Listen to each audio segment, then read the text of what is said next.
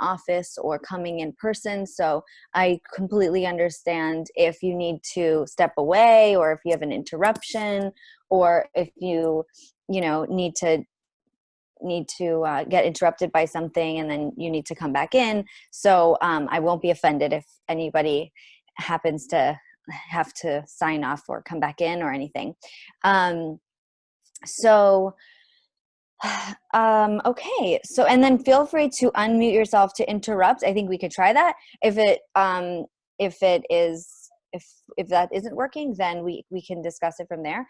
And then also you can feel free to chat, and I think in the chat you can ask a question to just me, or you can chat to everyone. So I'm going to keep the chat open on the left hand side, so I'll be able to see that.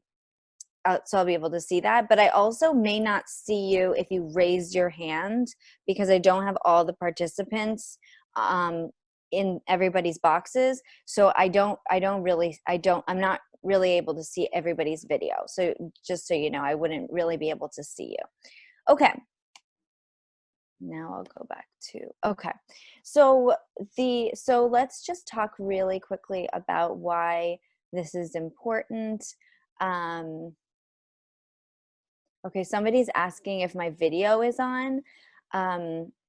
Yes, it is on. If you scroll up or down or around your Zoom, you'll probably be able to see me in one of the boxes.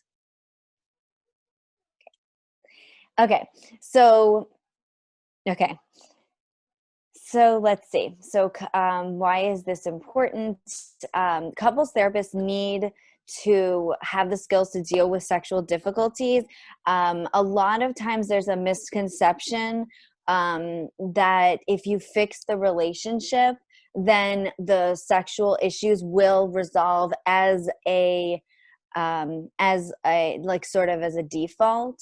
But I find that that's not always the case, and a lot of times they need to be addressed on its own.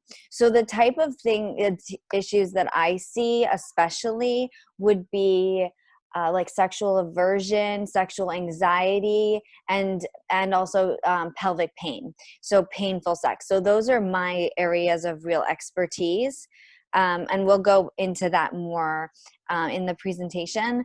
But that's sort of like the main things that I see. So let's see. Approximately 40 million Americans suffer from female sexual dysfunction. Around 45 to 75% of women experience sexual dysfunction in their lifetime, according to Masters and Johnson's. According to another study from the University of Chicago, 43% of women experience sexual dysfunction. So, and just to define sexual dysfunction, that is defined as problems with desire and arousal, problems with orgasm, and problems with pain with sex. So those are the main sexual dysfunctions in women. In men, it would be like erectile dysfunction, desire problems, premature ejaculation, or those type of issues. So and for men, I guess I don't have the statistics for men in here, but certainly erectile dysfunction is a lot more common as men age. It's actually a large number of men, so just something to normalize that as part of the aging process. Now, you might see here, this number is staggering, 45 to 75%. So, I mean, most of us are going to be in that category for sure. It is something to just think about. Like, is this really a dysfunction, or is this just the normal like a normal human sexuality, that we have ebbs and flows in desire, arousal, and orgasm? So it's just something to think about. Okay. Oh, and so here are some of the things that I treat in particular. Like I said, especially pelvic pain and unconsummated marriage. Okay, so let's try a poll. This is going to be technologically interesting. Rachel, are you able to help me do a poll here? I think it might be fun. Yeah, I would have to type it in Sure, hold on. Oh, sorry. I didn't prep you for that. I didn't realize if it was going to be difficult. No, I can. Um, Yeah, okay, so let's do a poll. Where are the polls? I can. You're I'll going to pull it up? type it in for you. Okay. Um,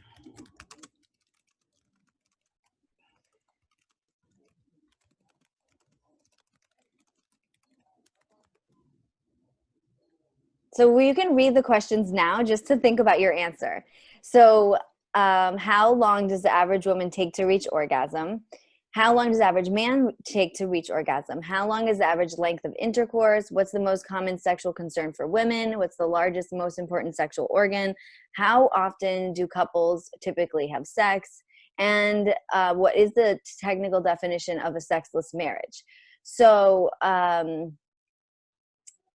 okay, the reason why I'm asking you these things is because I truly think that these are important things for you to know.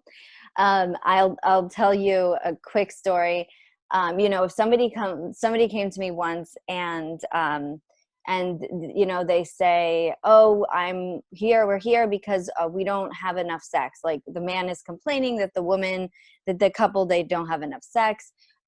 So it's very important to ask, what is the frequency? Because I remember one time I asked this question, and um, the answer is going to lead you down one road of treatment versus another. So let's first figure out the answers, and then we can talk about why the answers are so important. I really do think knowing averages are very important, just so that you're not basing your perception based on your own experience. For you might have a what you think is normal for you or your partner or your experience or your life experience. But I think it is important to know when you're treating someone sort of what's out there, what is typical. Okay, so how are we doing with a question and a poll, Rachel?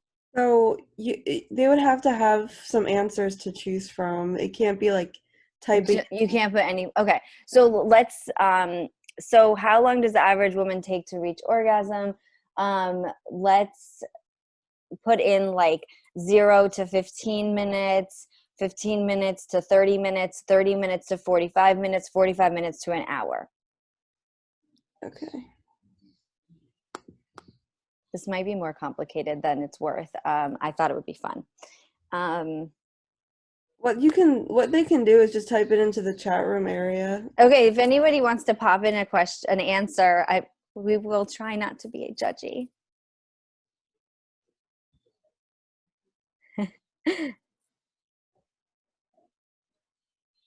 Okay, people are guessing 45, 45, 25, 30, 30, 45, 25, all good guesses. 30, 15 minutes, 15 to 45, 30, 60, 15, 15 to 20, 15, 30. Okay, so I think it's surprising. I think this is, every time I say this, I think it's truly surprising. The average woman, okay, the average is 45 minutes. Average. So when you have a woman or a couple who comes to you and says she never has an orgasm, what is the next question? The next question is, how much time are you spending on foreplay or stimulation? When they answer you 5 minutes, then this is an easy intervention, is that educating them that that's not enough time is as one thing. So if the average woman takes 45 minutes, you can only imagine that this is helpful information when people are giving it 10 minutes and then calling it quits. Okay. Yeah, this is definitely vary upon age. Somebody's asking, so that's why I said average. Certainly, the being like in a newer relationship because of the excitement factor, well, what I mean by that is the infatuation stage. So you are more likely to orgasm during the infatuation stage of a relationship, which is the first 6 months. So those type of things would impact the ability to orgasm. Or let's say age younger, you have higher levels of estrogen and testosterone, and as women age, a lot of times those get depleted, and certainly lots of other factors like stress and responsibilities. All these type of things will impact sexual functioning, which we're going to talk about later. Okay, how long does the average man take to reach orgasm? Let's see what our answers are. Average. So type in a guess. 10 minutes, 7 minutes, 15, 10 to 15, 15 minutes, 5 minutes, 5 to 10, 1 to 10, 10, 10 to 15, 30 minutes. Okay, the answer is 2 to 5 minutes. 2 to 5 minutes is the answer. Under 2 minutes is considered premature ejaculation.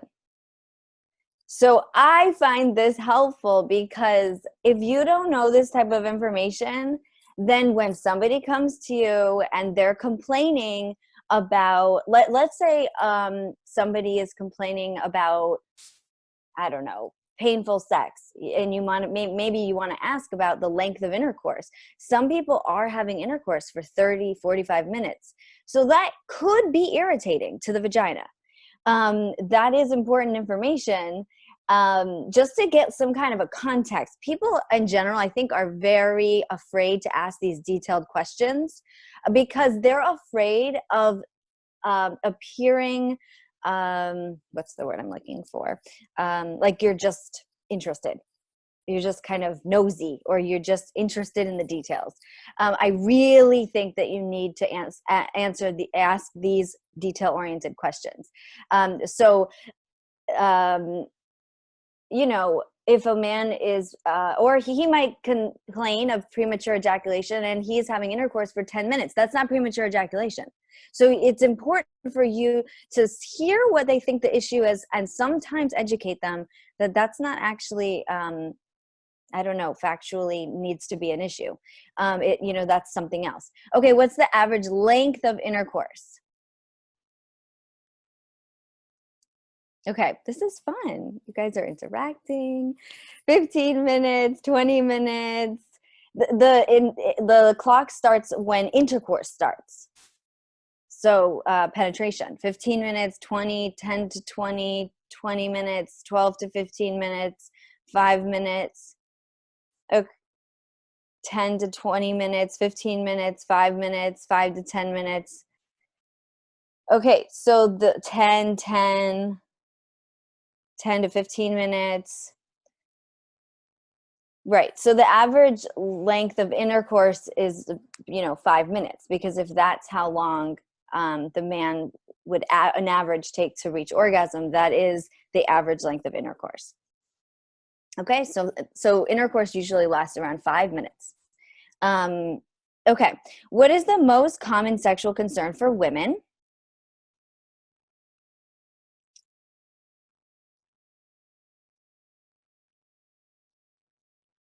Okay, let's see our guesses. Reaching orgasm, that's a good guess. Lack of desire, orgasm, pain, orgasm, good guesses.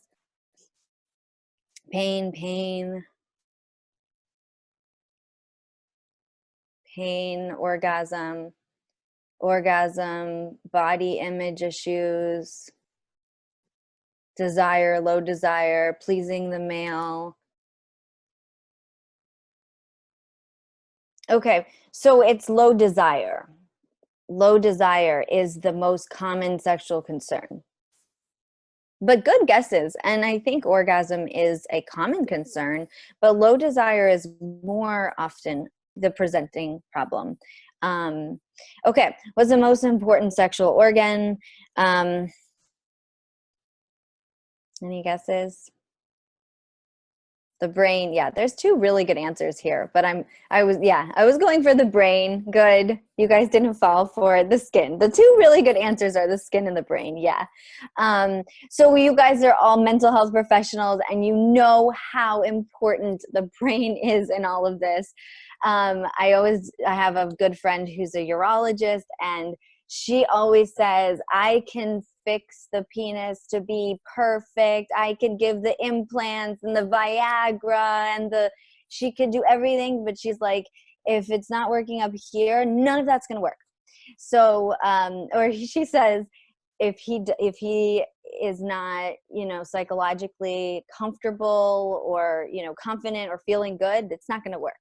So, the brain is so important. And for women, there's actually I think it might have been Barry McCarthy. I'm trying to remember. If a couple is having sex and she's having a great experience, and she is like in the middle of an orgasm and her grandmother walks in, she will literally stop in the middle and not have an orgasm.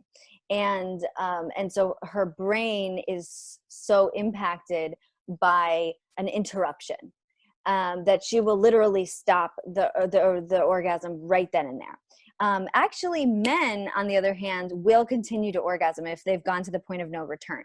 So that's an interesting difference. Not that it's very important for you to know that, but the brain will totally shut it off, especially for women, at any point. So she hears the baby. She hears the crying. She hears somebody's water bottle falls out of their bed. She hears, a traffic noise, and it's going to pull her out of the moment. The brain is really going to do that. Okay. So let's see, what's the next question? How often do couples typically have sex? I love this one because it's so important that you guys know. What's a guess? Okay, once a week. This is like couples all throughout all ages, lifespan, older adults, 2 times a month, two times per week, once a month, once a week, once a week, once a month, 3 times per month, 1 to 2 times a week, 2 times a month, 2 times a week, 1 time a week, 1 time every 2 weeks, 3 times per month, 2 times a month, 1 time a month. Okay. Good guesses. So interestingly, the average is once a week for couples throughout all ages. And so younger couples are going to be more closer to like 1.5 times a week. And older adults, like in their 60s and 70s, are like once every 10 days. So there's not a lot of difference interestingly.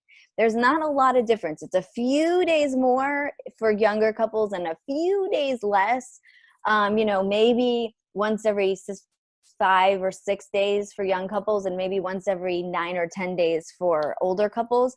Interestingly, it's not a very big difference. It's about once a week all through the lifespan. Okay.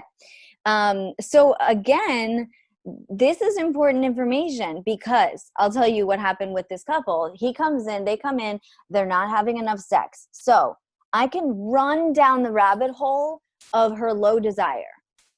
I could have run down the rabbit hole of her low desire. They've been married 20 years. And I asked them, what is the frequency? And they say like 3 times a day.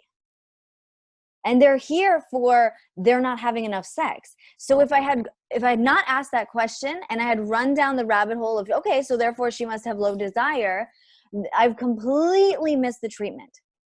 You have to ask these type of questions because they could be complete outliers. Now, obviously, if they're having sex 3 times a day, 3 times a day, they've been married 20 years, the problem is not low desire. Okay, so it really is very important to ask these type of questions. And then what's the definition of a sexless marriage?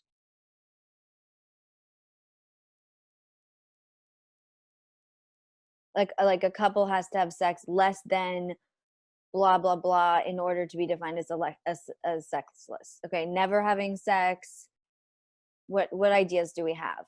Because we throw out this term, right? We throw it out a lot. Sexless marriage, sexless marriage. What does that really mean clinically? Less than 2 times a month, once a year, once every few months, 2 times a year, once every 2 months, once a year, not in 6 months, not in 6 months, depending on participants, once in 6 months, less than twice a year. Okay. According to like the sex therapy literature, that's who I'm quoting here because I guess that's all that why this matters. According to that, the definition is less than once a month. So if a couple is having sex like once a month or less than once a month, I guess, then that's considered sexless, according to the literature. Now, obviously, if this is fine for both of you, it's fine for me. I don't care. So it's only a problem when it's a problem for one of you. So if somebody comes to your office and they're fine with it, they're both fine with the frequency, it's not a problem. It doesn't need to be a problem for you. But if if one of them, if it's once a month and to you that sounds fine, maybe technically this is would be worth working on according to like the definition of a sexless marriage. Obviously it's important to work on it if they think it's important to work on it, but I'm just saying if your bias is that you feel like, oh, once a month, that doesn't sound like so bad, I'm just letting you know that that's what the literature is saying. Okay, what is their goal? So it's important to talk to these clients about expectations. Do they expect to achieve the same level of sex drive as when they were first in the relationship? Sometimes couples have very unrealistic expectations. How often do they expect or hope to have sex? What's the kind of the quality of sex they're hoping to have? What types of sex or variety are they looking for? I think we do need to identify some of these goals. These couples, today's presentation is specifically on differences in desire. So they're coming in because one person wants to have sex a lot less than the other person wants. So we need to talk about what is a goal. What is the goal? Is it to meet the high desire level of the higher desire spouse level? Is it for the higher desire spouse to meet the lower desire spouse level? Is it for them to meet in the middle? Is it so that they improve the quality? Is it so that they go back to when they first were in their relationship? This is what a lot of people say. I just want to go back to when we first were in our relationship. Okay? We really need to identify, like, what do we think are our expectations here? So I don't remember if this is in the slides, so I'll just share it now. The first, this I think is just like really, really interesting research. The first 6 months of a relationship, the couple is in a infatuation stage. And according to the research of Helen Fisher, she's a neuroscientist / anthropologist, I believe. She took brain scans of people in the first 6 months of their relationship. So the falling in love phase or the infatuation phase, the first 6 months, she scanned their brains in these MRIs. So she went to these college campuses and she found all these people who are in the first 6 months of the relationship, and she asked them to do MRI scans, and she scanned their brains. Then she took regular people after 6 months in a relationship that were together longer than 6 months, and she scanned their brains. And their brains were completely different. The first 6 months group, their brains looked exactly the same as the brains of people taking cocaine. And the people that are in the attachment phase of the relationship, which is 6 months and longer, their brains look normal. So probably you've heard it before. When we first got together, we had lots and lots of sex, right? And there were a lot of things that they did when they first got together. If you think back to the cocaine brain phase or the infatuation phase, you might have had so much energy. You might have been able to stay up all night talking to your partner. You might have, you could have stayed up all night. You could have had sex lots of times. You could have been hyper orgasmic. Everything felt great. Again, cocaine, right? This is the same as people taking cocaine. They're able to all these things, the same. And then after 6 months, the brain kind of calms down a little bit. Also, those people are going to have more desire, more arousal, more orgasm, less pain, because the brain is overpowering all the natural worries, anxieties. A lot of those things are being cloaked in this cocaine brain. So then after 6 months, all of a sudden she gets the pain, she gets the low desire, she all these things crop up. And now they think there's a problem. Now they think there's a problem in the relationship. So you're going to hear this. If you haven't already heard, people are going to be complaining that their goal is they want to get back to the first 6 months in the relationship when everything was great and they had lots of sex and she was super orgasmic. It's never going to happen. It's never going to happen. So you have to educate them that their brain chemistry was completely different, and you won't get back to cocaine brain again. Unless you ended the relationship, you have a new relationship, then you could probably have cocaine brain again. And some people seek that out. Some people are so addicted to the cocaine brain that they will, I can see one person just like nodding, and I love it. Thank you. Some people are going to be seeking this out. So you might find that some people are going to be like chasing the cocaine brain. They are going to be perpetually starting new relationship.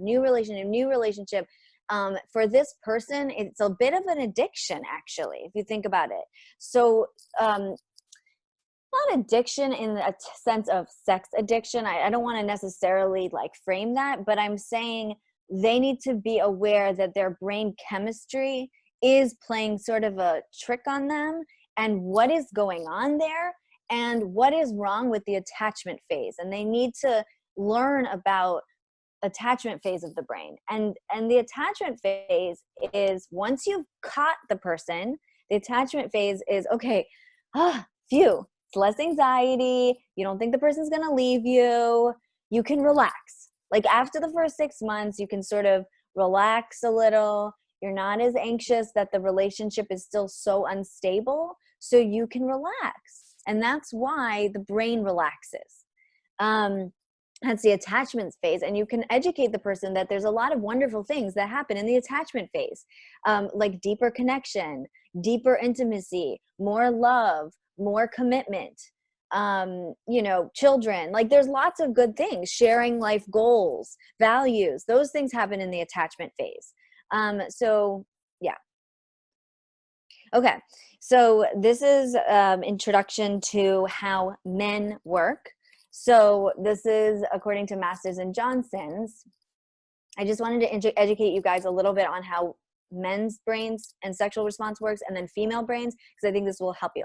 So according to multiple models, including Masters and Johnson's, men have sort of excitement, or let's say desire, then they have orgasm, then they have resolution. So it's very linear. Any questions about this? It's fairly straightforward. Oh, you're right. Thank you, Lori. Right here on my slide, I have it written female, but I made a mistake. It should say male. It should say male. So that's a mistake. I'm sorry. Thank you. Now here is the female model. Okay, so complicated. First of all, look at this. Like you don't even know what is happening here. So let me explain it to you. Okay. The way that women sexual response works is so much more complicated. Okay. It's a circle. It's a cycle. You can start anywhere in the cycle. Let's say you start with emotional intimacy.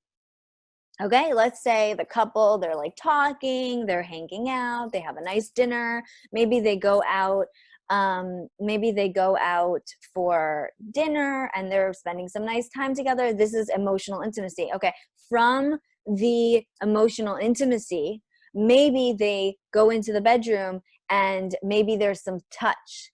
Maybe there's hugging. Maybe there's kissing. So any touch, that's called sexual stimulus. So touching, sexual stimulus could be like a smell, a touch, something you see, but something that is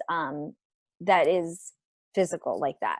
Okay, so then from a touch or a hug or a kiss, then you will get arousal. Okay, so let's say they went out to dinner and then they got into bed, and let's say they're hugging and kissing. That's sexual stimulus. From the hugging and kissing, she's going to get arousal. Okay, from the arousal, then she will have sexual desire. So what's going to happen is after she is aroused, then she's going to desire sex. Okay, this is the major difference between men and women. After she's aroused, she's going to desire having sex. Then there's going to be emotional and physical satisfaction. So maybe they have more sexual activity. There's emotional and physical satisfaction. Okay. Then because of the positive interaction that they had, they're going to engage in more emotional intimacy, and the cycle can begin again. So, around and around we go. Okay. In the middle of the circle, you're going to see something called spontaneous sexual drive. Okay. What that means is what you think of when you think of desire, or people. When people think desire, they think spontaneous sexual drive. And what that means is, I was just at the grocery store and I just happened to spontaneously think about, oh, it would be nice to have sex tonight. Nothing happened to me. Like, I wasn't in the middle of a conversation with my husband. I wasn't being touched. Nothing happened. It was spontaneous. Okay. Then the person goes home and engages in whatever, touch, intimacy, whatever. That is referred to as spontaneous sexual desire. Let's say she's in the kitchen, she's washing dishes, and then she thinks, oh, it would be nice to have sex tonight. That would be spontaneous sexual drive. Nothing happened to her. She was doing the dishes. Nothing happened to create the desire, but it happened spontaneously from inside of herself. That is spontaneous drive, okay? Most people, when they are thinking of desire, that's what they're referring to. They're saying, I don't have spontaneous sexual drive. They're saying, I never want to have sex. They're saying, I'm never just out and about and just wanting to have sex. That is usually what people are complaining about, okay? According to Rosemary Basson, 70 to 80% of women have responsive sexual desire versus spontaneous sexual desire. Only 20 to 30% of women ever have spontaneous drive.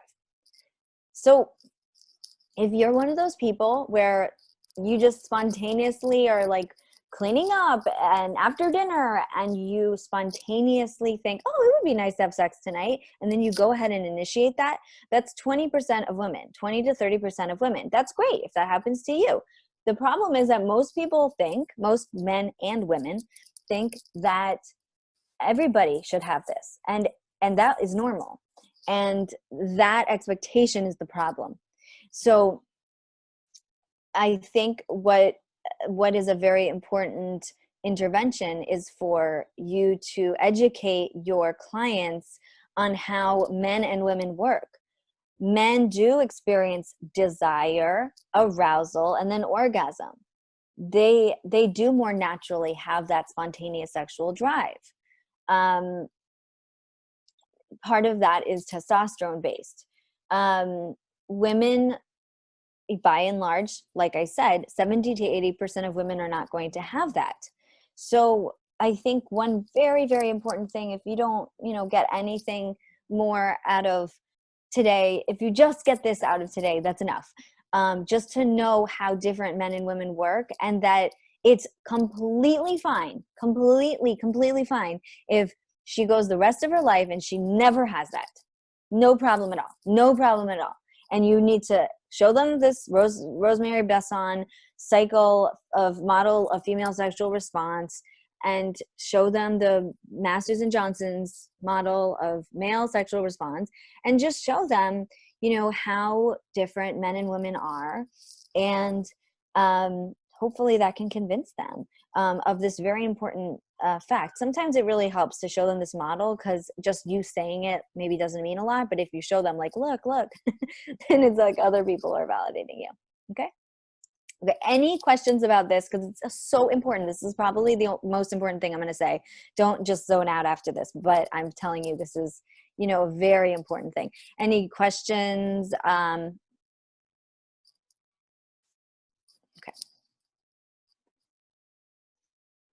Okay. So this is often, thanks, Keith. So what's the name of the person? So it's Rosemary Besson, Basson. This was in the 1980s. That was like 40 years ago. And somehow the ladies' magazines have not caught on. Like Cosmo and all these women's magazines somehow have not educated women as a mass that this is normal. So that's a shame. Okay. Somebody's asking about, what about education for same-sex couples? I think that I'm not exactly sure what the question is, but in general, like, this is how women work and that is how men work, whether men are with men or women are with women. And that's largely just based on our brains and based on the hormones. So, I mean, women's brains and men's brains are really very different in this aspect. For example, another thing that I like to tell people is, like, men's brains, if they like hooked up men's brains during like arousal, and the brain was like a waffle. It was like all dark except this tiny little square that was illuminated. It was like little quadrants, and this one square was illuminated. And then they turned on the woman's MRI scan when the women were becoming aroused and having orgasms, and it was like a bowl of spaghetti. It was like illumination all over the place. Like, women were having like complicated like brain systems all over the place. So if you think that, the brains are they are very different in this matter. Men are much better at like tunnel vision and goal-oriented behavior, and women are better at multitasking. Okay. Yeah, let's see. Okay, I have a question about sexless relationships, 1 time per month stat, and then thinking of women in the postpartum period.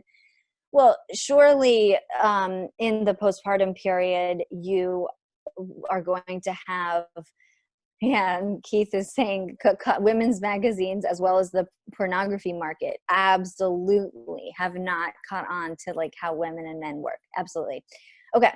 So as far as postpartum, I don't remember if I have this later in the slide, but when a woman is pregnant, she has more estrogen in her body than in the rest of her life combined. So it's usually hormonally a very good time for sex. She has like 1/3 more blood in her body, or 1/4 more blood, something like that, in her body. And having more blood helps carry everything, helps more sensation, more genital sensation.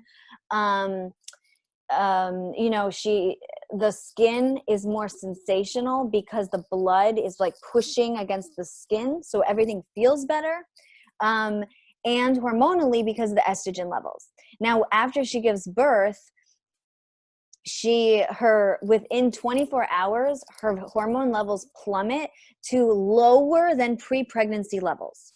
So she has a huge crash in her hormones. So it took 9 months, or really 10 months. That's a trick. They tell you that 40 weeks is 9 months. It's really 10 months. So it takes 40 weeks to climb your estrogen. And then within 24 hours, you plummet to lower than pre-pregnancy levels. So it's a huge crash in your in your hormones. And then not to mention breastfeeding, which normally happens postpartum for lots of women, is also, I think it increases prolactin, and that decreases estrogen as well. So there's a whole lot of bad hormones happening for sex. Now, I mean, probably evolutionarily speaking, this was not meant to be the best time for sex. This was meant to be the best time for taking care of your baby and, you know, focusing on the baby. So, you know, this wasn't the best time for sex. Yeah, so absolutely, postpartum is the worst. And like later in menopause, you're going to see a lot of those similar problems. Yeah. Okay. Where were we? Okay. Is sex a need or a want? Okay. So a lot of times people, let's say especially men, but I don't want to be like overly, you know, picking on one gender over the other, frame sex as a need. Like I needed to have sex, or I need to have sex. So sex is actually not a need. A need is defined as like something that you will die without, right? So you need sleep, you need water, you need sodium, you need, you know, there's a lot of things we need. We also need attachment, and we need touch. Those are needs.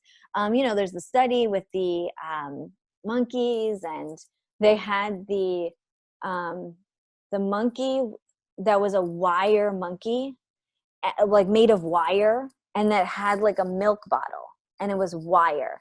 And then they had the other mommy that didn't have any milk, but it was just like a stuffed animal, and no milk, just a stuffed animal monkey. So you have the two mommies, and the baby monkey was like always clinging to the stuffed animal without milk, without any food, you know, because the baby felt like it really needed the attachment, the comfort, the coziness, the touch. They didn't want the wire monkey. So yes, you absolutely, there is a need for physical touch. There's a need for attachment. There's a need, you know, and like these children can die in like orphanages from like loneliness and like lack of affection and attachment, like that. That's true. You know, you can die of those type of things. You don't die from lack of sex. Like plenty of I'm not sure, Hathorn study, is that the study that I just referred to? Yeah.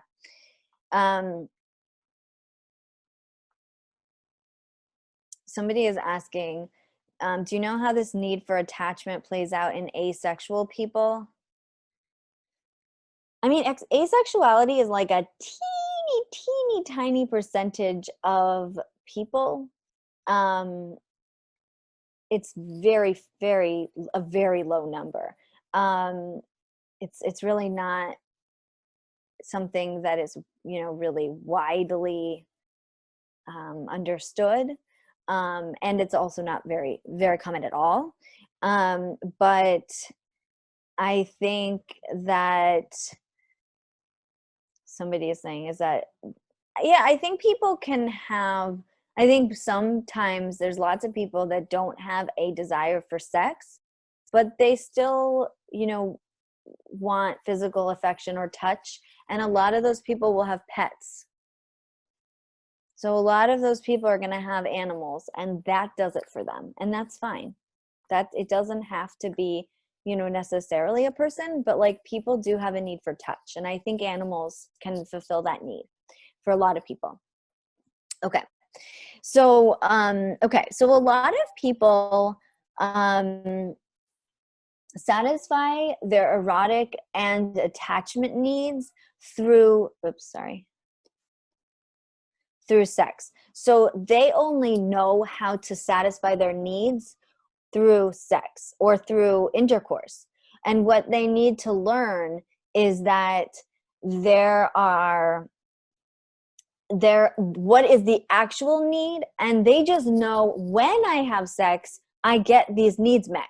So when we have sex, I get my cuddling needs, I get my validation and my quality time needs, and I get my physical touch needs, and I get my emotional intimacy, and my they know when I have sex, I get these needs met.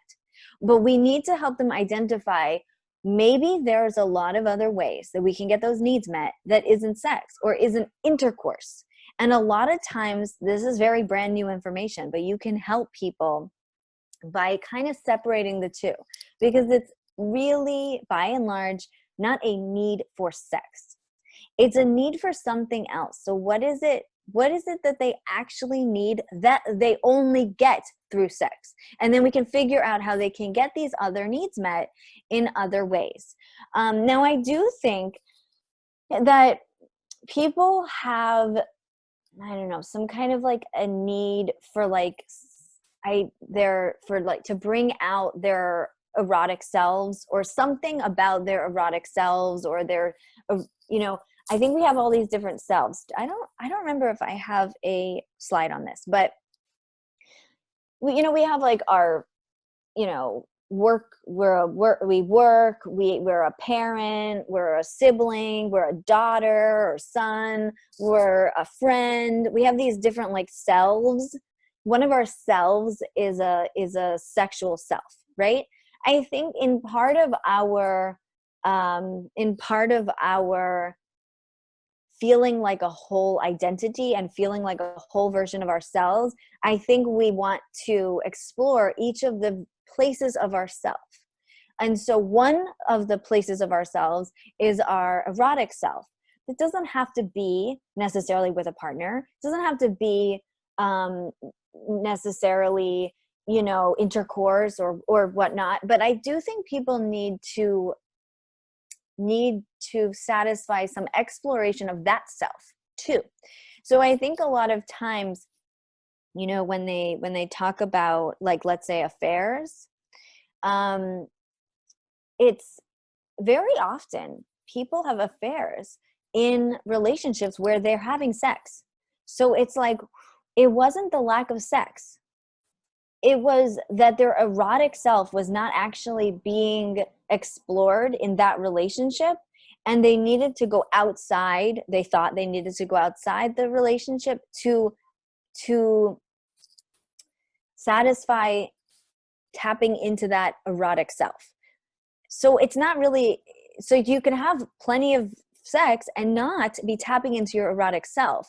So I think really, what are the needs here? I think that that's the conversation. A lot of time people are going to be framing this as like, well, I need more sex than that, or like, oh, I need more sex, and it's like, really want to tease away, like, what is the need? What is the and what's this about your erotic self, and when is that, and is the erotic self not being explored in this relationship? Because they could be having plenty of sex, and then the issue is the quality. It's not the quantity. Do people sometimes think they're asexual, but it's sexual aversion? Yeah, definitely.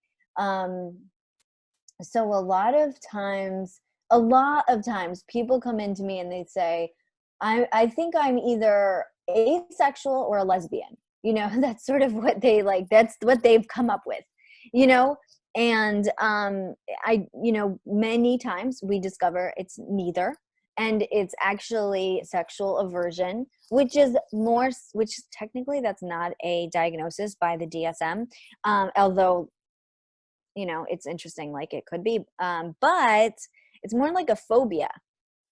So I actually treat that like a phobia.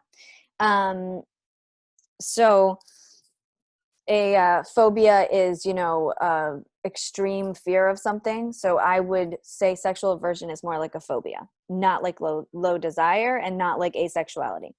Okay. Okay. Somebody is saying that they find women often feel a lot of shame and inhibition about their erotic self. Yeah, and they want strategies to help them overcome this. I think so. I have some interventions later, but just so in case I forget to answer your question more specifically, the key to helping people explore that sexual erotic self is for them to feel totally, totally relaxed and safe and secure. That's the key, because when people feel relaxed, safe and secure, then they're absolutely able to try to tap in to that more erotic self. Obviously there are other things that will help. Sometimes people have like meanings, like, but we'll talk about that more. Remind me if I forget. Okay, somebody's asking, what do I think about couples who swing? I have a couple that swings and wants to do it all the time, the man, and one wants to do it once in a while, the woman. This is a huge difference in sexual desire.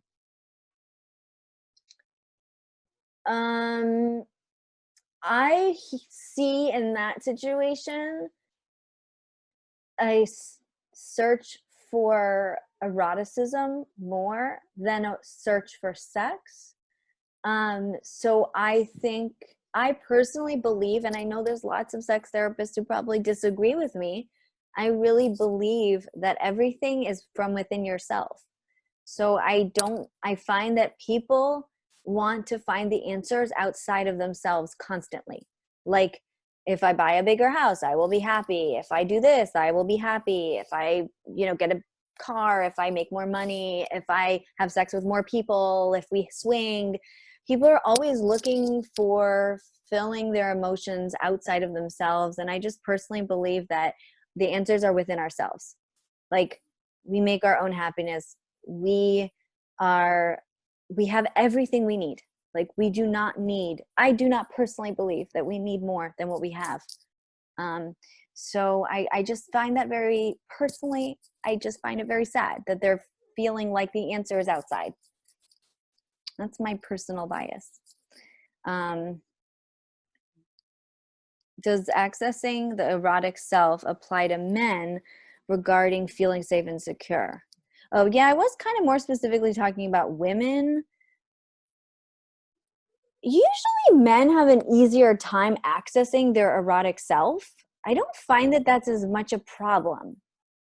I guess for women, there's more like complicated emotions like shame, and they're trying to be like a good girl, or they're trying to be, pure, or they're trying to be a mother, or they're trying to be a good wife, or they often have all these complicated things that feel like they're in conflict with being erotic.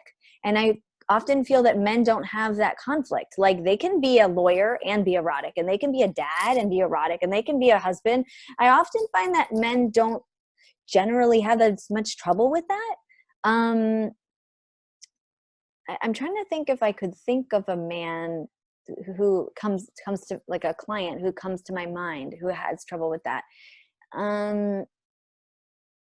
I'm having a hard time remembering or thinking of somebody, but maybe there might be some trauma or underlying mental health like anxiety or depression. Maybe those might be some answers of why they might avoid the erotic self.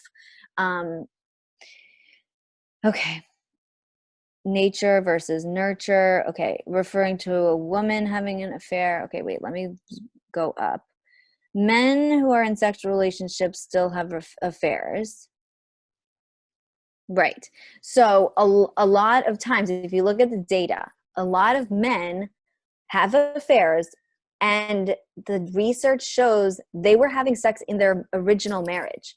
So they're not having affairs because they're not having sex. So it's really, really interesting. I've had a lot of cases where the couple had sex every week and the man still had an affair. So it's very a misunderstanding that men are having affairs because of sex. I find, well, I don't remember who said this. Somebody said men have affairs because they are looking for they're looking for something within themselves. Like, they are looking for something they're missing for themselves. And women have affairs because of something they're missing in the relationship. So oftentimes you'll find that when women have affairs, the relationship is kind of over. It's really hard to repair the relationship because they've already decided this relationship wasn't doing it for me. That's why I went outside.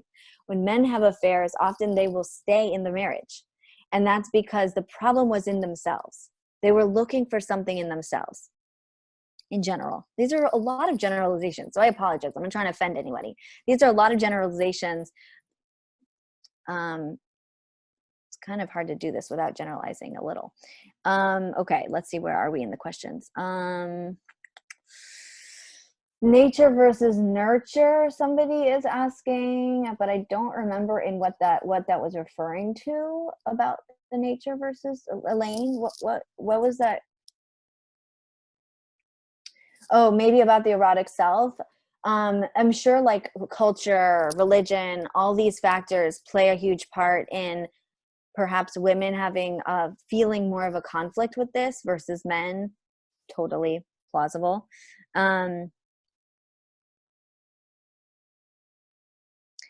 Okay, Golly Bellinger, not a marriage with sex and the male is unfaithful. I'm not sure I understand the question, if you want to clarify.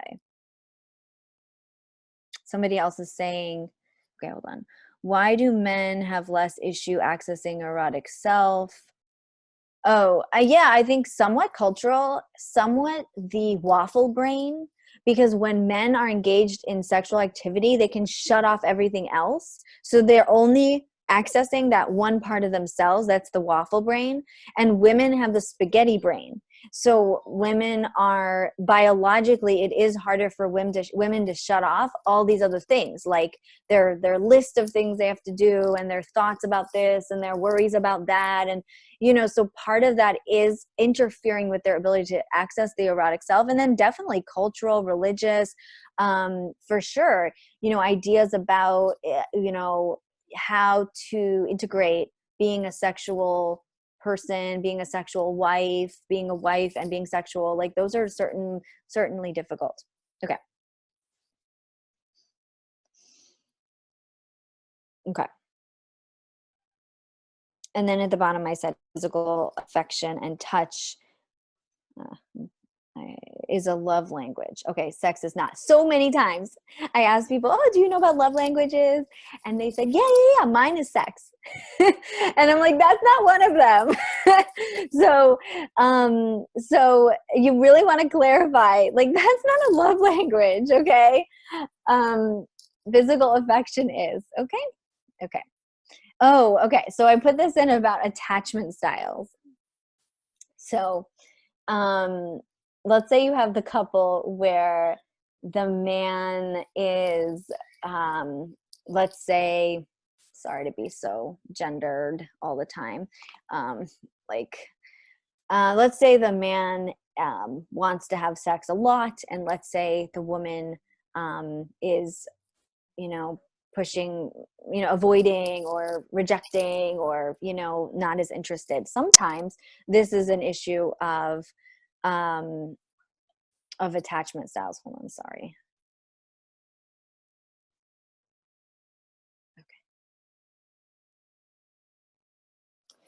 Okay. Sometimes this is an issue of attachment styles. So you might find that a man is like clawing or like, really anxiously approaching the woman for sex, but it's actually coming from a deeper place of their attachment style. And maybe a woman is avoidant attachment style. So this is, again, something to consider when we're talking about something like differences in desire. I do find that sometimes people are approach the relationship from very different attachment styles. I'm working with a young couple right now. They're not even married yet, and they're already coming to me for these type of issues. And, his attachment style is, he wants closeness. He wants intimacy. He wants more time with her. He wants more talking. He wants more connection. He wants more closeness. And it's just very clear that she doesn't want more of this. She wants maybe less.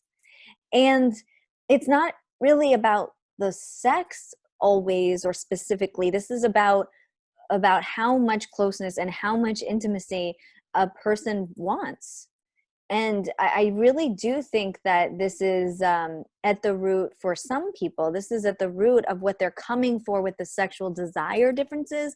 For some people, it's like sex means closeness, and I want more closeness with you. And the other person, sex means closeness, and I am perfectly fine with a certain amount of distance from you, or I don't want more closeness. And this is really, really tough. I think if we can, demonstrate that to them, point that out to them, help them see what's happening there, we can help them see, what we're noticing, that this is kind of seems like an attachment style thing. And we can also talk about how can we give the other person more of what they need. We balance, right? Because a lot of times, let's say the avoidant attachment style person, they aren't able to give more sex, but maybe they are able to give some like more back rubs, or like rub his hair more, or like sit next to him on the couch more. Like maybe she is able to do that more. Or this could be certainly the opposite, where a woman wants more closeness, more intimacy, and the man is a little bit standoffish and not so interested. I see this as a bigger issue when like the man wants more intimacy and more closeness and the woman wants less, because when it's the opposite, it can balance out a little bit because he has a higher desire for sex. So he might be able to give her more sex, which is maybe going to give her what she needs more as far as the intimacy department. So I find that can balance out a little bit. But when it's the woman that's lower attachment style, like less attachment, less intimacy, less sexual desire, and the man wants more and has more testosterone, I find it really polarizes their differences. Okay. How is sex not a part of the physical touch love language? For a lot of my clients, they enjoy hugs, kisses, cuddles, but also feel their love tank is fulfilled by sex. So the physical affection is what you're getting to fill up the love tank. It's not the actual intercourse. And intercourse might be one of the ways of touch. Intercourse might be one of the types of touch that fill up the love tank, but it's not the only thing that fills up the love tank. It's also non-intercourse behaviors like hugs, kisses, cuddling.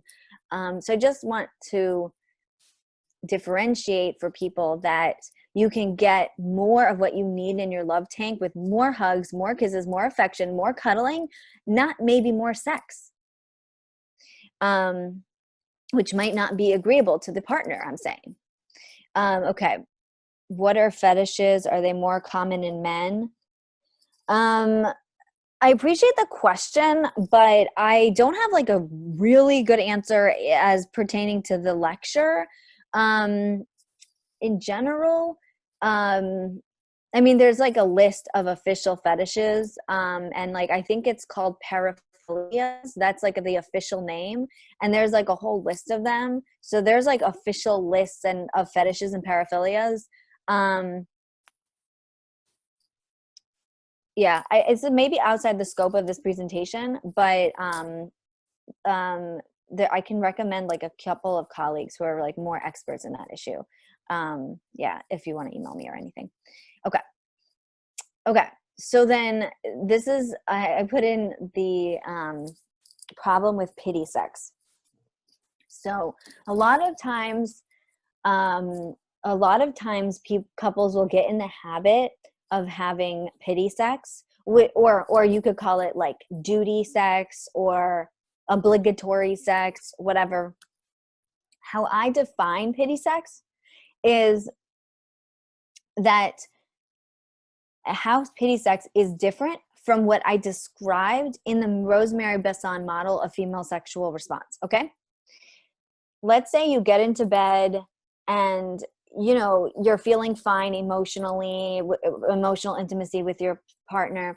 And, you know, let's say he initiates. In that moment, if she engages in physical touch, that's not a problem. That's not the same as pity sex. That's fine. So let's say she's touching. Now, in the healthy version, she needs to be thinking to herself, what can we do to get me in the mood? What can we do to get me aroused? What's going to work for me tonight? What do I in the mood for? What will work for me tonight? That's going to be the healthy model. Okay? She's investing in the arousal. She's investing in the desire. She's investing in the intimacy. Okay?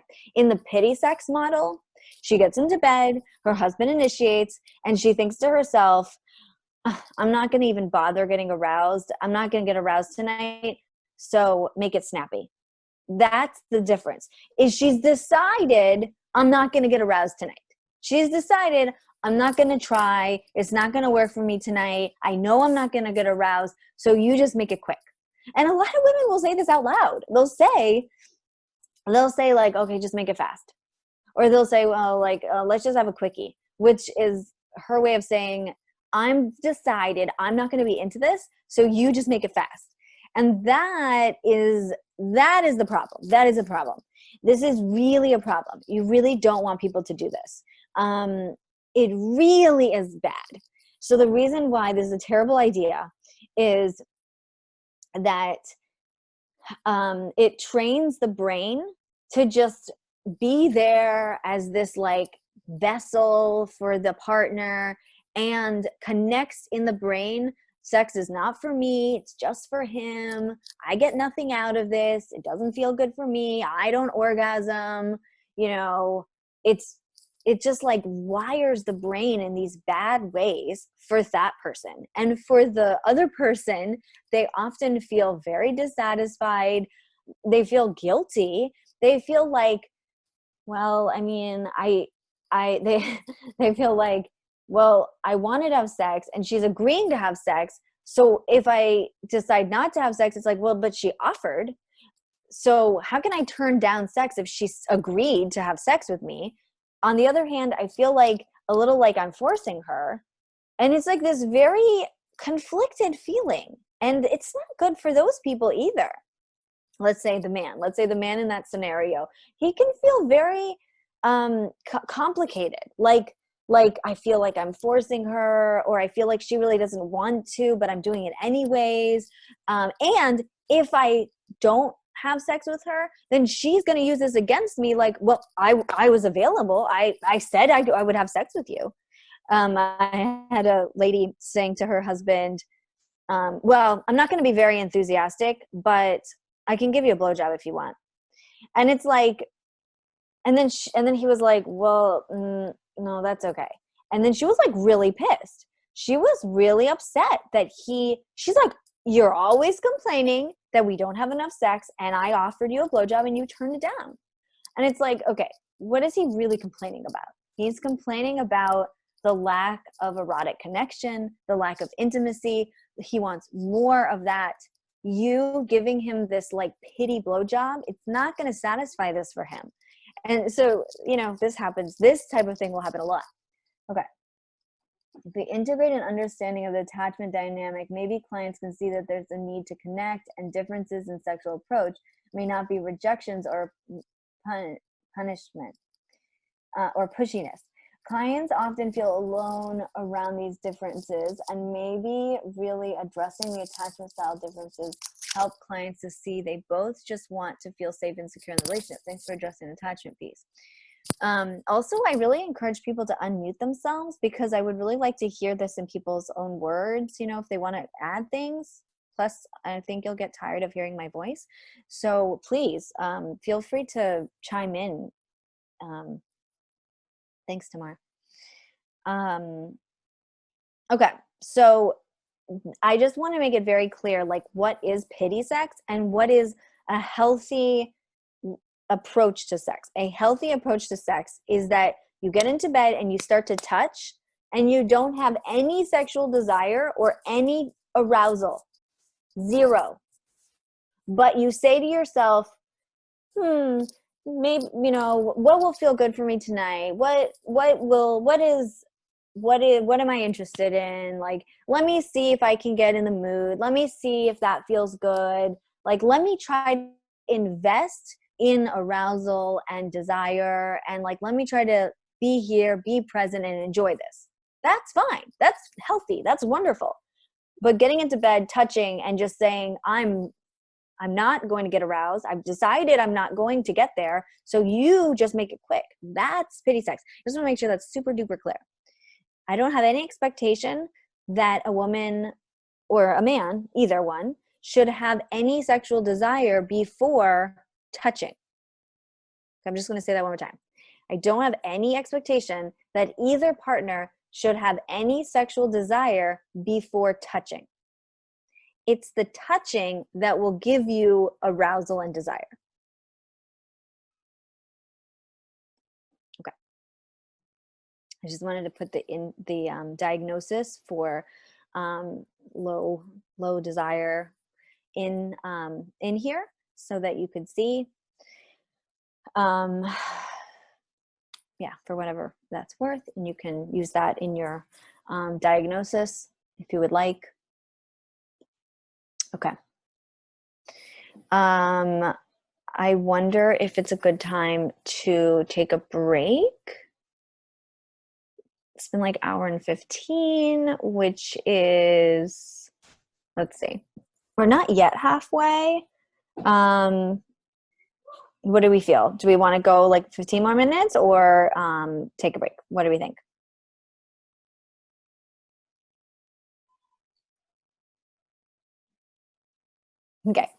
Okay. We'll go 15 more minutes. Okay, good.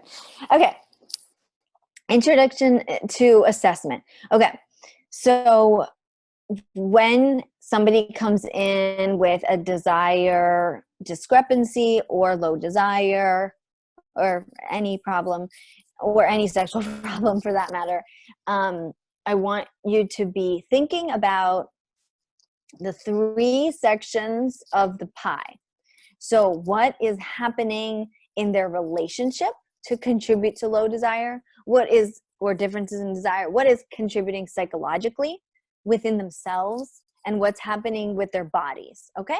And of course, considering cultural and religious. Okay. So here are some things that are relevant in the relationship. I remember I had this woman, she comes to me and she's saying, I'm here for low desire. I don't want to have sex. Okay, that is the problem.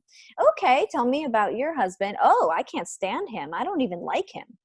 Okay, literally, people are not making the connection.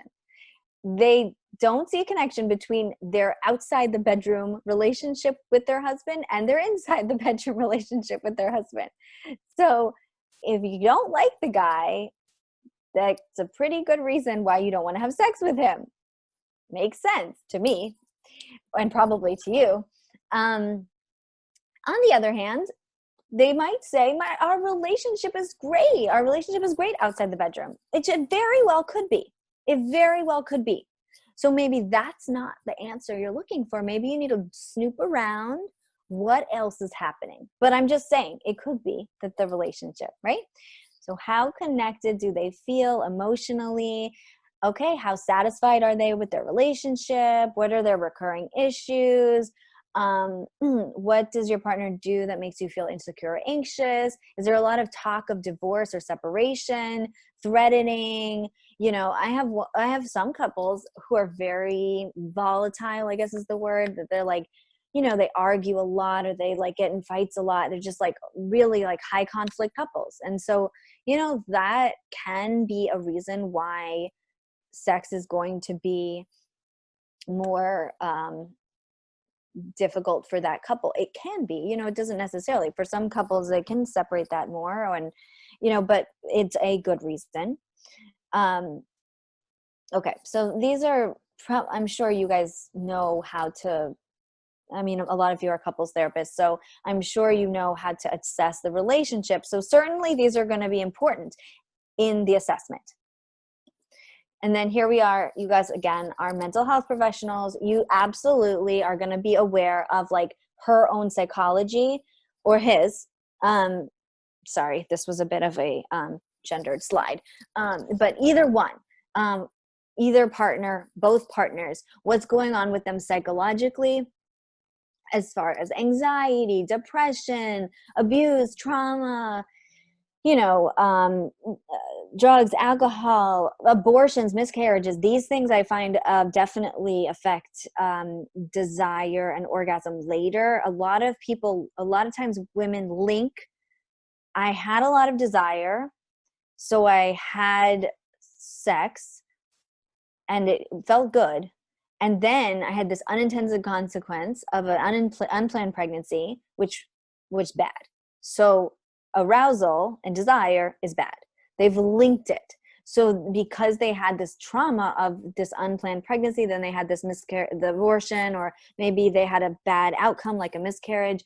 So for them, they've linked the arousal or the desire down the line to the unintended and negative consequence. Okay. Parents relationship. I do ask people like what their parents' sexual relationship was like. It's interesting when I only work with adults. Everybody has an answer for me. It's interesting. Nobody knows, but everybody has an opinion. It's interesting. I do think that somehow the kids get an impression. So what is their impression? It doesn't matter if it's true. It matters what the impression is. It's interesting. People will say things like, oh, my parents never had sex. It's like, there's a reason why they would think that. I have a client now whose father cheated on her mother, and something like the parents told the client that that he had an affair, and the mother like didn't have enough sex with the father or something to that effect. And in the divorce, she aligned herself with the mother and like took her mom's side, I guess. And now she doesn't have any sexual desire for her relationship. And I think it's like something connected to, I mean, there's lots of layers, but one piece I wonder is like maybe this like real taking the mom's side, like if she had low desire, I'll have low desire, and like aligning with the mother and feeling like if she had high desire, she would betray her mother or something. Like, I don't know, but I wonder stuff like that. So, okay. Somebody is saying they have a female same-sex couple. One is identified as a lesbian. The other was heterosexual. After a long story, fell in love with woman partner. I feel in love with the person, but yet unsatisfied.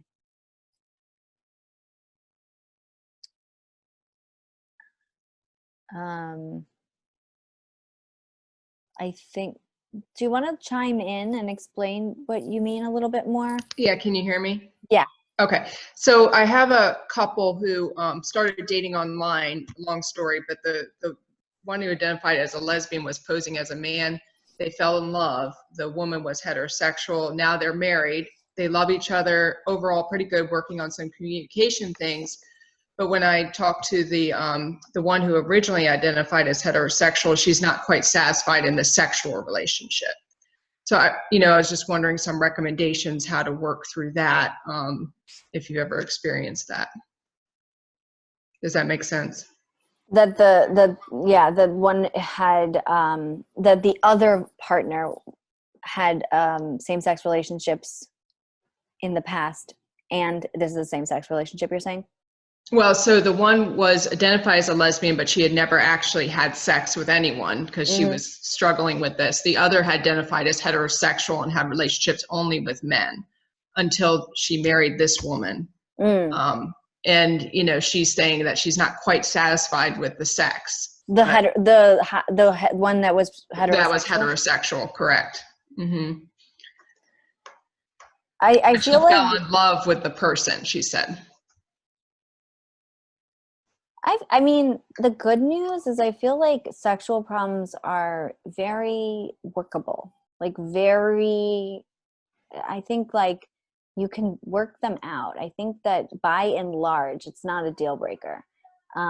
So I think that, you know, conversations about what is it that she's looking for, what is it that she feels, what is it she feels is missing, what is it like for them, like I'm wondering, like, you know, quality wise, like what is the connection like in the moment, quantity, you know, connection. um I a lot of times people who are saying they're not satisfied, it's often a issue of like the quality more than the quantity. Like when we're together, it doesn't feel very connecting, or it doesn't feel very satisfying, or it doesn't feel very erotic. Usually I hear complaints about that, although they come in thinking it's quantity. So maybe you could explore more there. Got it. Just kind of what, yeah, thank you. Yeah. So yeah, and if you're talking about somebody's sexual history, like the first time, the first relationship history, sex education. Sorry, that's my kid outside. Needs to close his door. Let me see if he'll be more quiet. Okay. Okay.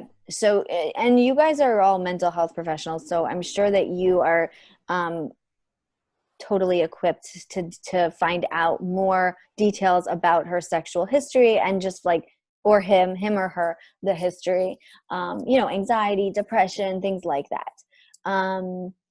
And all these other issues. Okay. And then we have physical health, right? So all these things are going to impact desire, arousal, orgasm, all the problems. Age, chronic illness, cancer, stress, insomnia, diabetes, high blood pressure, breastfeeding, like we talked about, pregnancy, like we talked about, infertility, pregnancy loss. We didn't really talk about that too much yet, but you know, it's terribly hard for people who are trying to conceive, and sex becomes very goal oriented and often loses a lot of the other positive aspects of it because it can be so pressured and so goal oriented.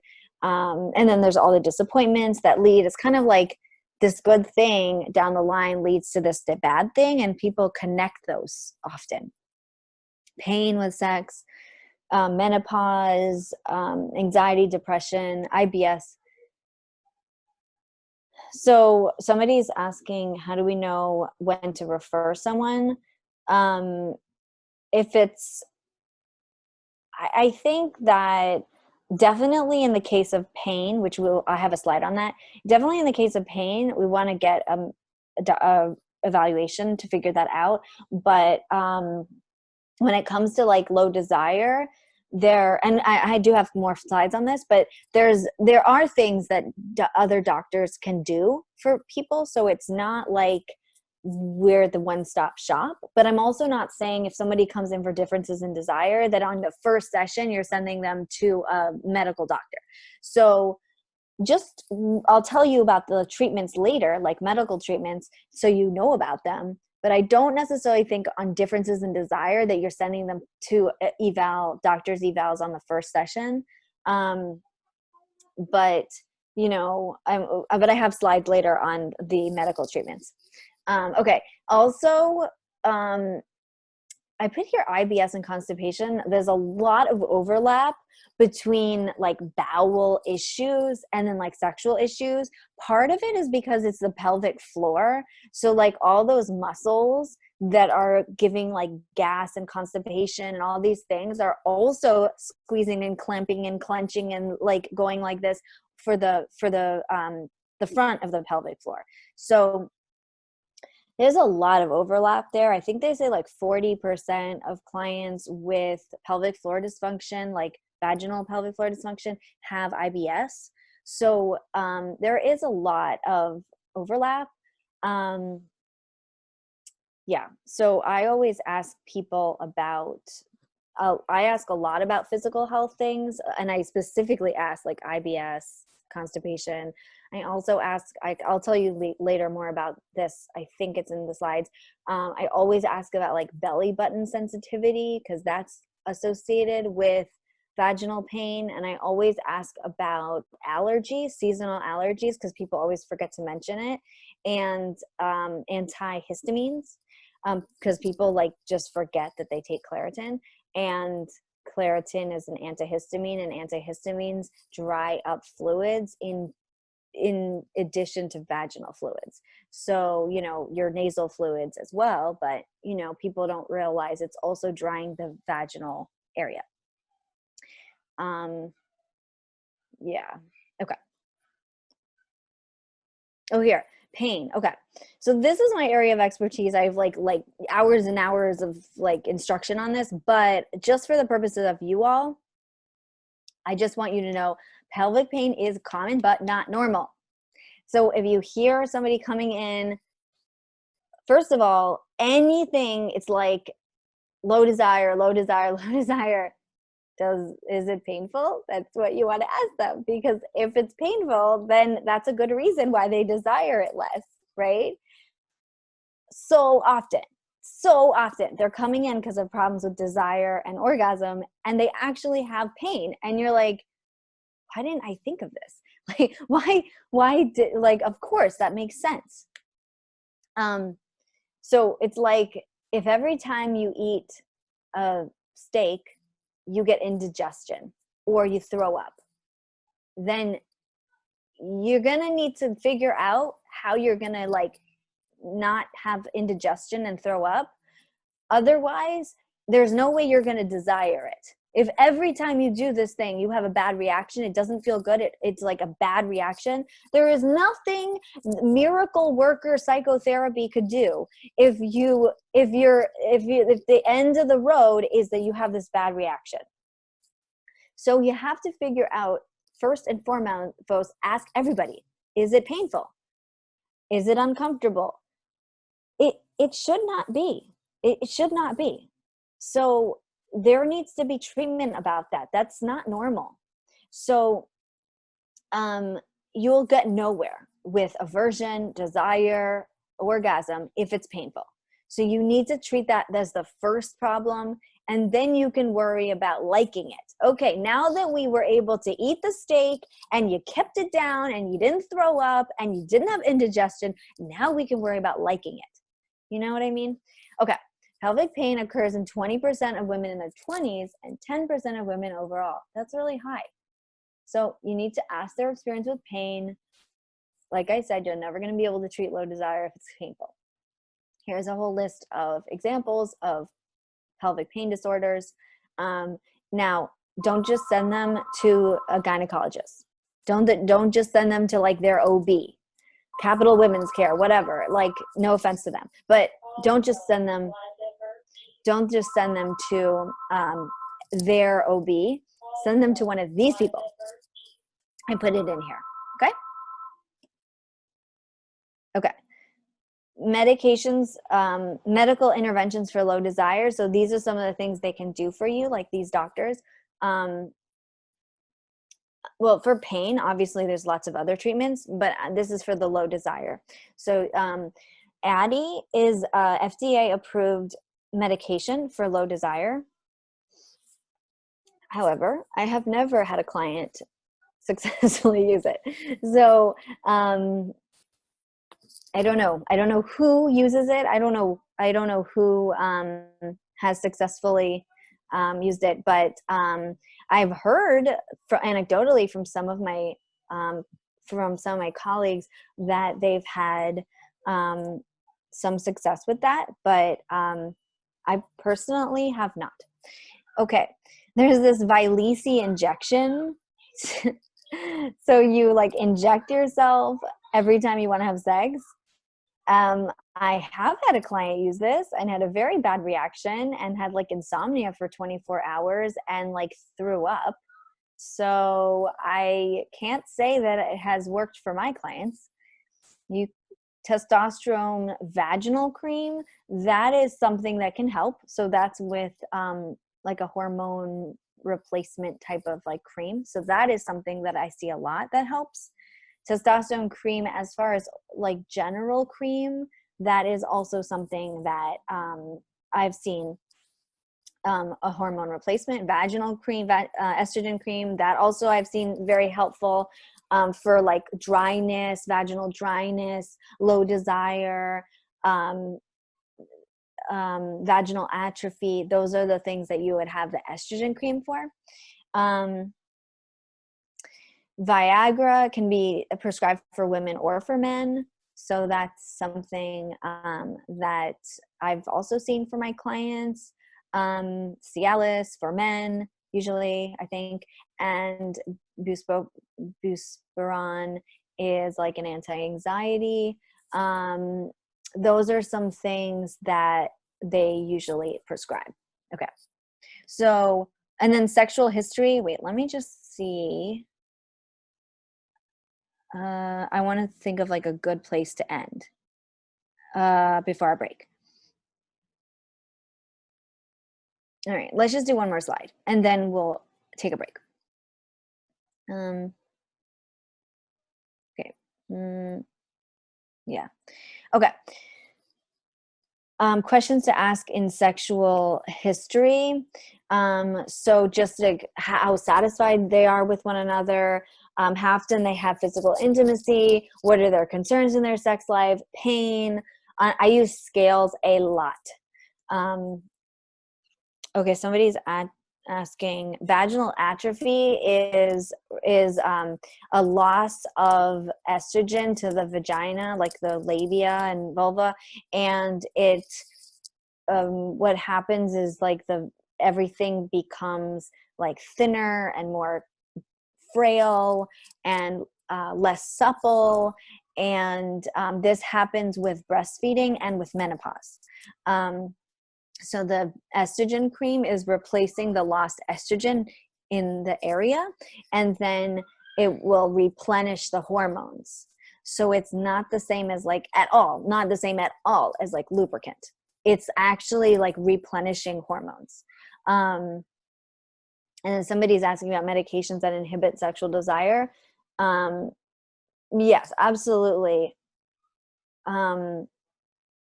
In the slide about their physical health, anxiety, depression, medications taken, those are the things that are going to affect. You're going to be asking for that in the assessment.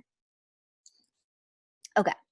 And then what would they want to improve upon? I use scales a lot. And then like on a scale from 1 to 10, how satisfied are you with the desire? Has the desire decreased substantially? What was your relationship like then? What was it like now? Okay, so these are like some questions that I like to ask if I remember. Okay. So let's take a break for 10 minutes and then we will move on to the next slide. Okay. So 10 minutes. So we'll be back at 11:50.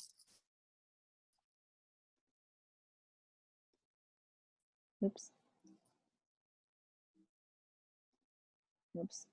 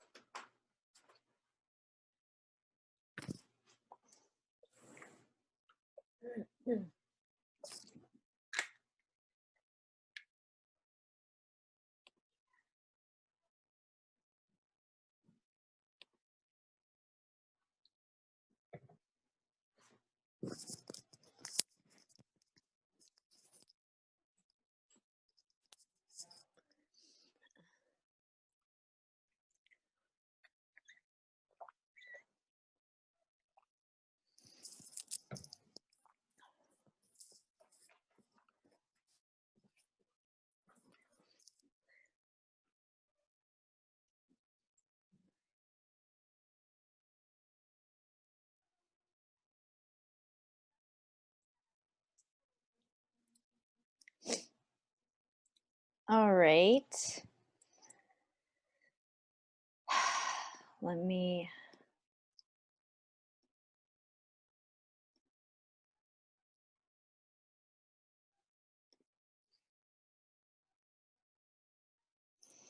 Okay.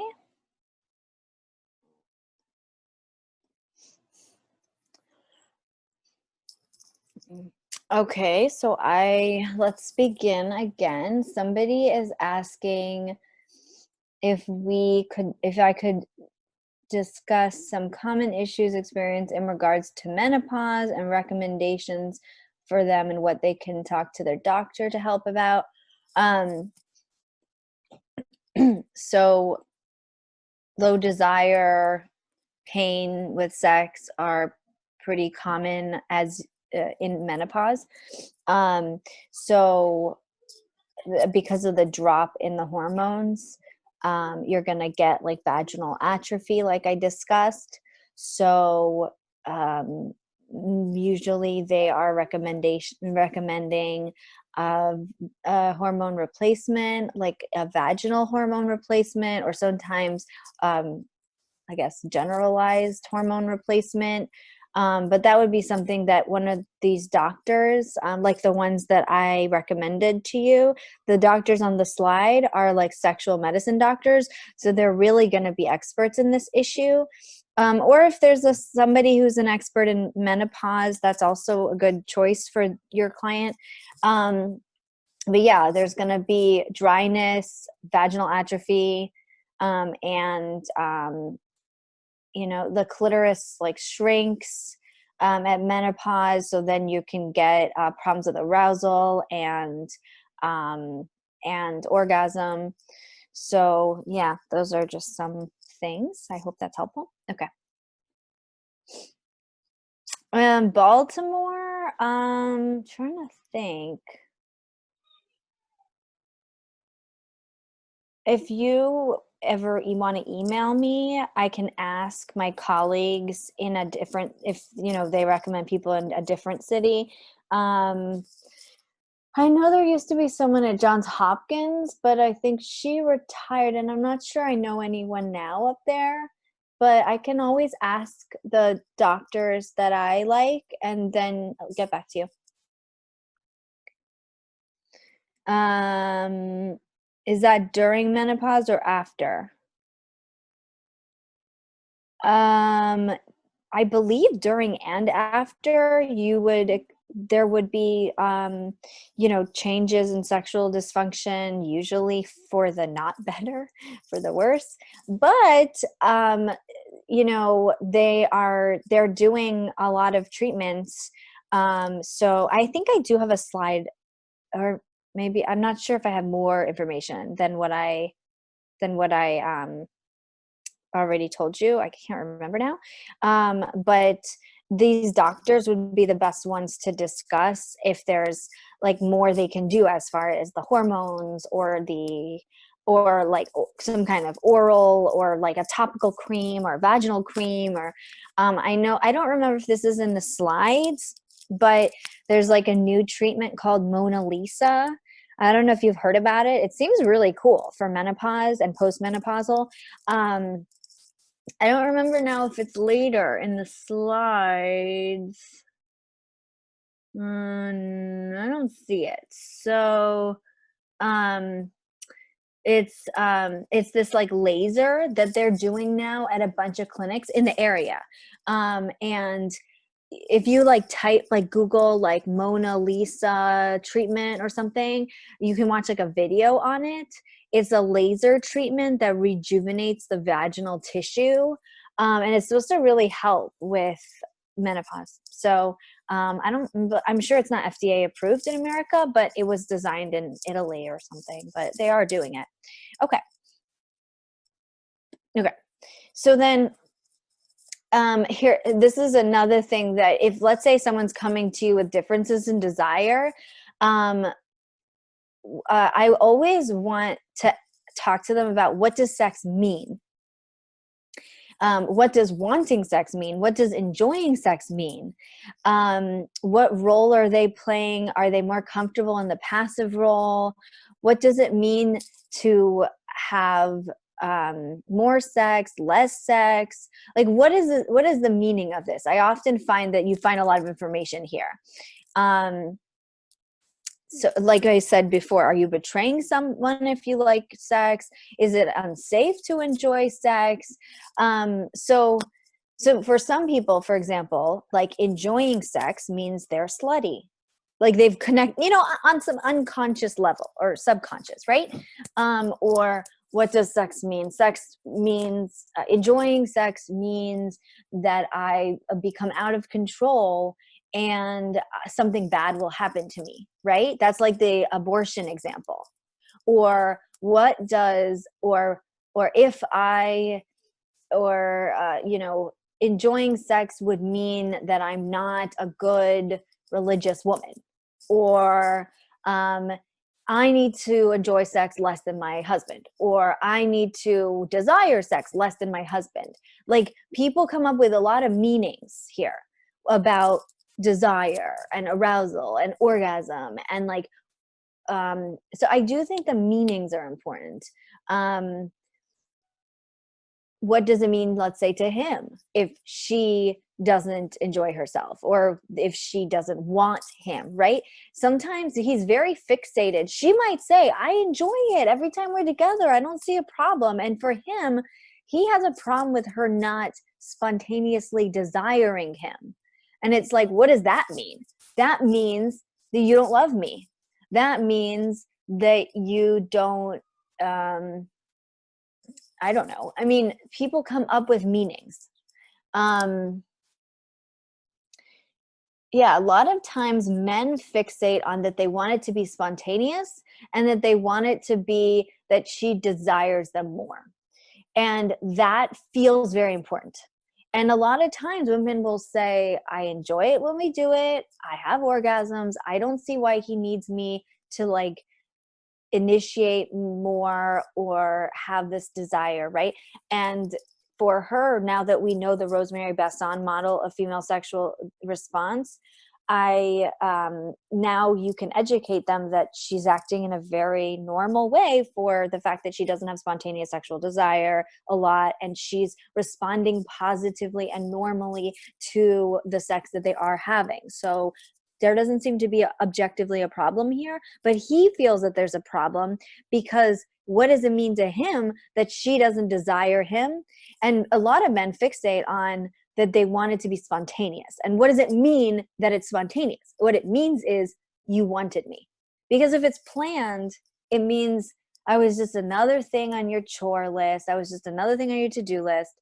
And I want to feel like you wanted me. And like, if you can get to more of those like meanings, I think you're going to get somewhere. Okay. Keith is saying, I do a porn assessment early and often. When do you bring that in? I would say erotica assessment. It's not just porn or just men. Yeah. I think that's a really good question to ask about. Like, how often somebody might be looking at pornography, and what kind. So I think that's in that assessment phase. That's a really good, maybe I should add that to one of my slides for another time. And I know there's a lot of different opinions and feelings about pornography. And I think it's important to see where they're coming from and what they believe, and is it the problem for them? And if it's a problem for one of them, it's a problem for both of them, it's a problem for neither of them. I think those are important questions. Yeah. Okay. And then also the role of their faith or religion or worldview that places on what does it mean, what is their expectations according to their culture or religion. So, and sometimes these are misunderstood. Sometimes this is not actually what they believe. This is, or like they as a group, this is just they're using a crutch of like, oh, well, this is my religious beliefs, or well, my religion says so. Sometimes it's a crutch. And sometimes, so I think it can depend. I remember that one couple, they were both Mormons, and the woman was saying, well, no, we can't do that because it's against our religion. And he's like, no, it is not.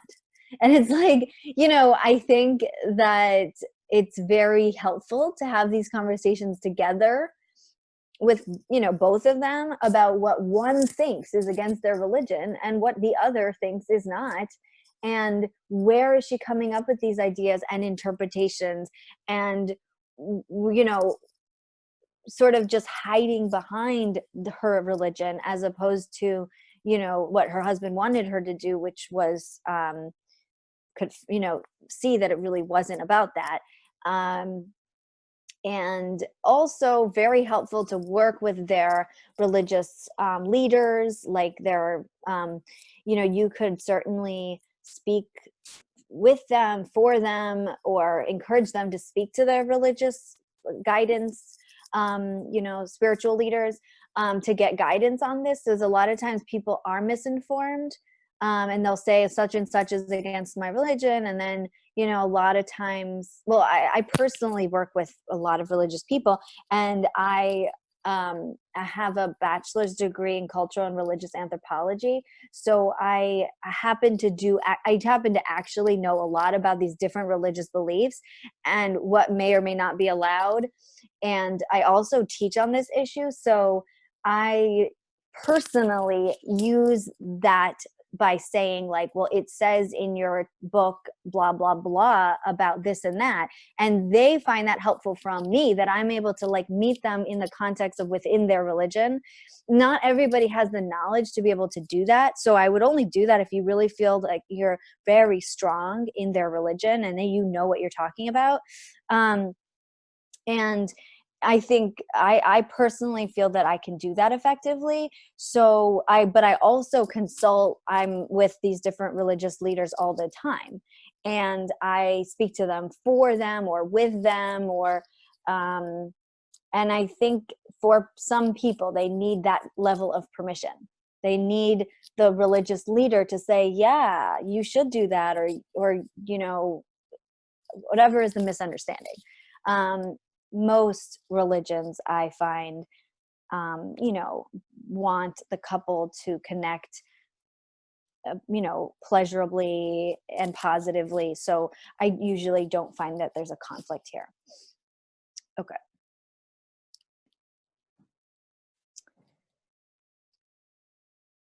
And sometimes people have come away from their religions, like they were raised in a certain belief and they don't believe them anymore. And I think sometimes they can still be negatively influenced by the belief system that they were raised and that they're trying to escape. So I think sometimes, even if it's not that they buy into the religion, it could be that they are still influenced by it, and they still carry around a lot of these ideas, which sometimes can be unhelpful for them. And sometimes it can be helpful for them to revisit, what the teachings really were, because they feel that there was such a conflict. It is a complicated topic, but I think that for you all, it is important to just consider some ideas that might be holding, let's say, a woman back, is that she believes that she should be modest, or that she should not enjoy sex because it indicates a woman who, isn't, according to their religion. Sometimes these beliefs might be there. So like looking around for what's happening there is helpful. Okay. Now we're going to break off into groups. This is going to be an exciting Zoom experience. We're going to put you all in, what are they called? Like subgroups. And we will put 4 people in each Zoom meeting. And then you'll be like sent to your separate Zoom meetings. And then you'll be sent back here when your case example is completed. Okay. Let me pull up. Okay. So, Rachel, you're working on putting everyone in meetings by 4?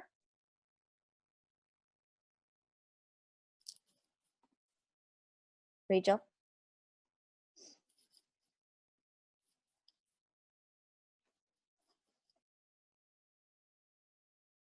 Let me text her.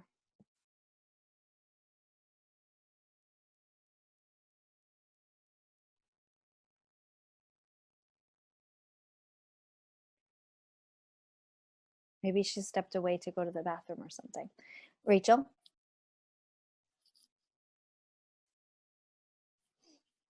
If we can't, oh, she's here. Oh, okay. Could you put everyone in their subgroups now?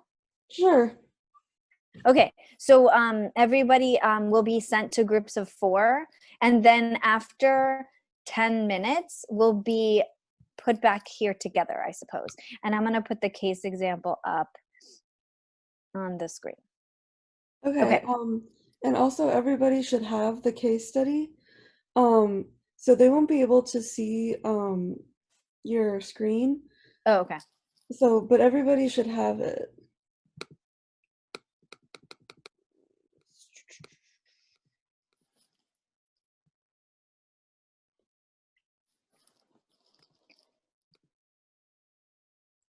Okay, so just give me 1 minute and I'll assign the breakout rooms, and then once it's happening, I will you guys will press the green join button. So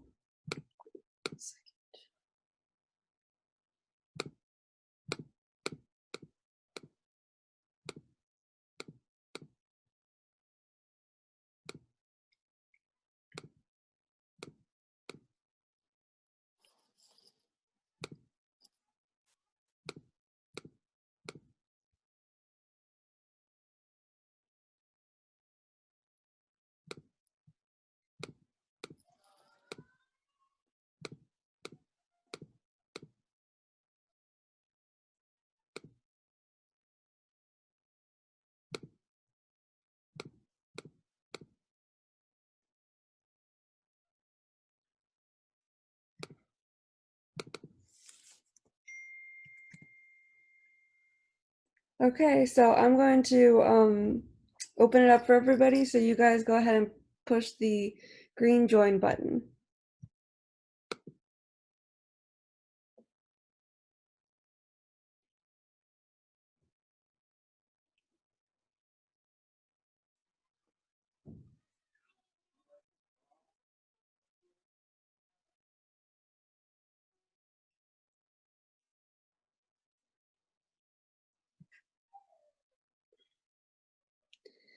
So it seems like we have 3 people left. So you guys, do you guys see the green join button? You just go ahead and press that, and it should sorry, I can't speak. It should take you to your breakout room. I wonder if they had to step out for something. Maybe they're in the bathroom. Yeah. Oh my goodness. Everyone else is in their rooms now? Yes. Okay.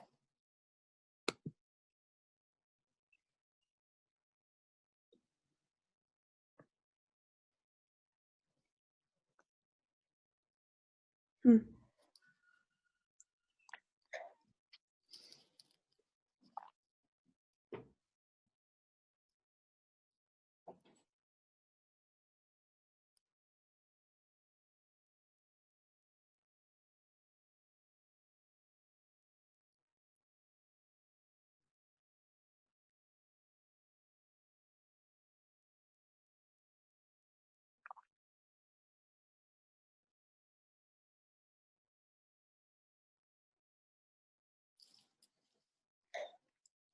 Oh, and I got your text. So, um, we're supposed to be ending at like 1:45, I think.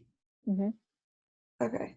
But it says 10 to 1:45 for 2 days, Mm-hmm. which is 3 hours and 45 minutes each day, and it's supposed to be a 6-hour CEU. Right. So I think I think it was somewhere they put too many hours because of the like lunch break, but we didn't take a lunch break because it's a 2-day thing. Like they split it up into 2 days. You know what I mean? Right. I'll get back to you about that. I'm gonna ask Shantae. Yeah, I'll get back to you about that. because it's 7.5 hours, the Right. allotted time, and it was supposed to be 6 hours of with the 10-minute breaks. Right. Okay, So yeah. let me.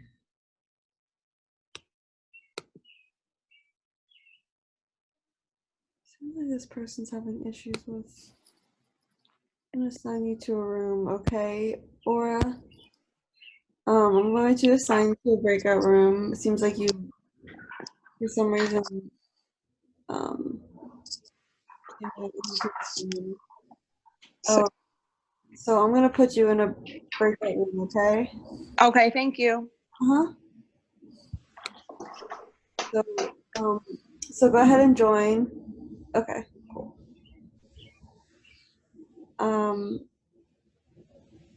Ruth is still having. Ruth is. Hey, Ruth. You gotta join your breakout room, okay? Do you see the green join button?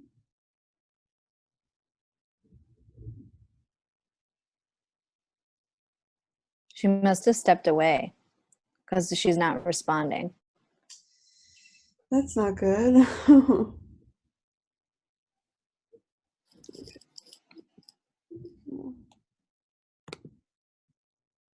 It's not good.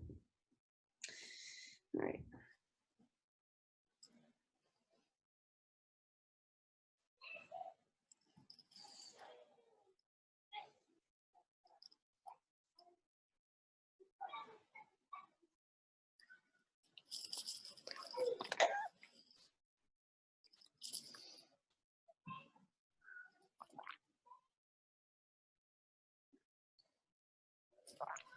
Yeah, so it's 7. Yeah, so what do you want me to do about that? Rachel, can you hear me? Yeah. Hi, Ruth. Hi, Hi. Okay. Rachel. I did not get the notes. I got a message that there are no notes. There's no material with this particular presentation, so I don't have the notes, and I can't find a green button. So, could you just exclude me from this particular exercise, and perhaps by tomorrow I can join you? So I don't know where it says that there are no notes, but there are. No. Now I know, but I kept being, I tried a few times to get the material. I started last week actually, and I kept getting the same information, no notes, no material. Okay. Well, I don't know why, but okay. So okay. I mean, let me try and do something. And you don't see on your screen to join anything? No. Okay, let me try again. Let me try to put you in a different breakout room. Oh, ho, I do. It's not a green button, but I see a join breakout room. I do see that. Yep. Okay. Just to click on that? Yes. Okay, so yeah, so it looks like it's 7.5 hours, Okay. and we're already at slide 21, Okay. and there are only 40 something slides. So You know what I mean? Yeah, let me call It's Shantae. not gonna take 7.5 hours. I got you. Hold on one second.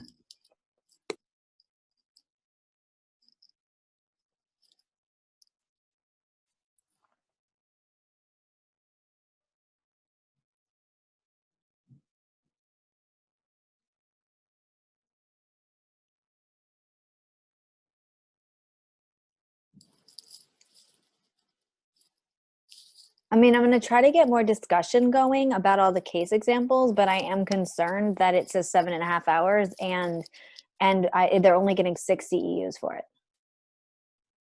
I got you. Just give me Yeah. Okay.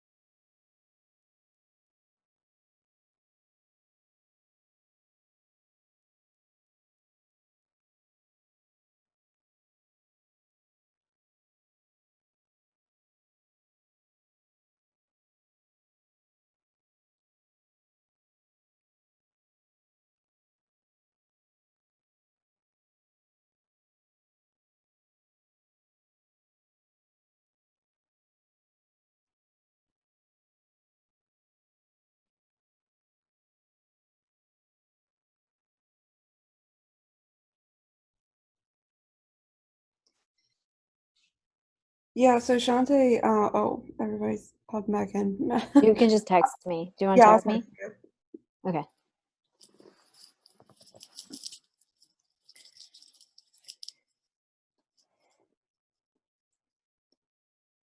Okay, so I think everybody's back. Is everybody back or just a few people? Yeah, they're coming back. It says it'll close in about 5 seconds, Oh, so okay. people are just kind of trickling in, Okay. and everybody should be back right now. Okay. Okay. Okay, good. It looks like we have everybody back. Okay. So, okay, so let's discuss if everybody could, I would like to have discussion. So if we can, I would like to hear, you know, what people discussed in their groups as far as some of the stuff we discussed in the assessment phase and what questions we wanted to ask this couple and the portions of the pie. Who would like to speak? I can speak, this is Michael Smith, I can speak for our group. In regards to the case study, the first one there, we had a couple different questions that we just want to inquire about. And one of them would be just to inquire about their individual goals. What were they seeing right now, and have they been communicating that? Second piece would be, what's holding you back from moving forward with a career? Does she feel like she's being heard? About her ambitions.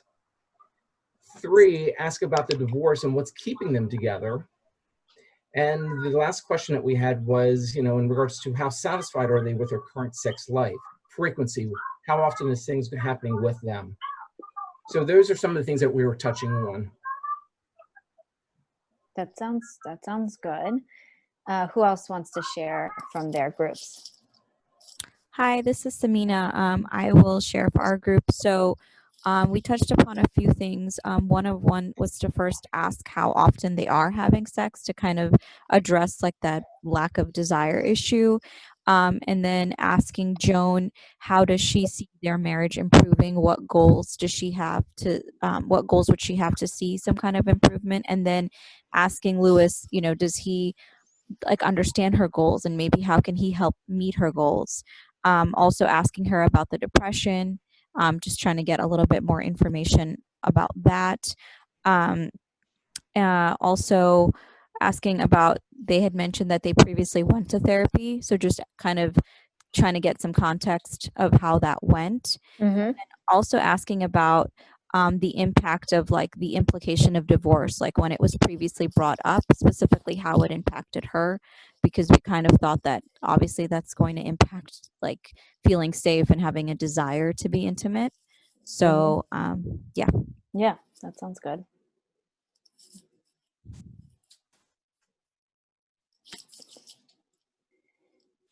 And another group, there were several groups there. Who else wants to chime in? How do you chime in? You're talking. Yeah, we got you. Oh, okay. We were feeling that there was more to it than just the sex. Interested in really relationship issues.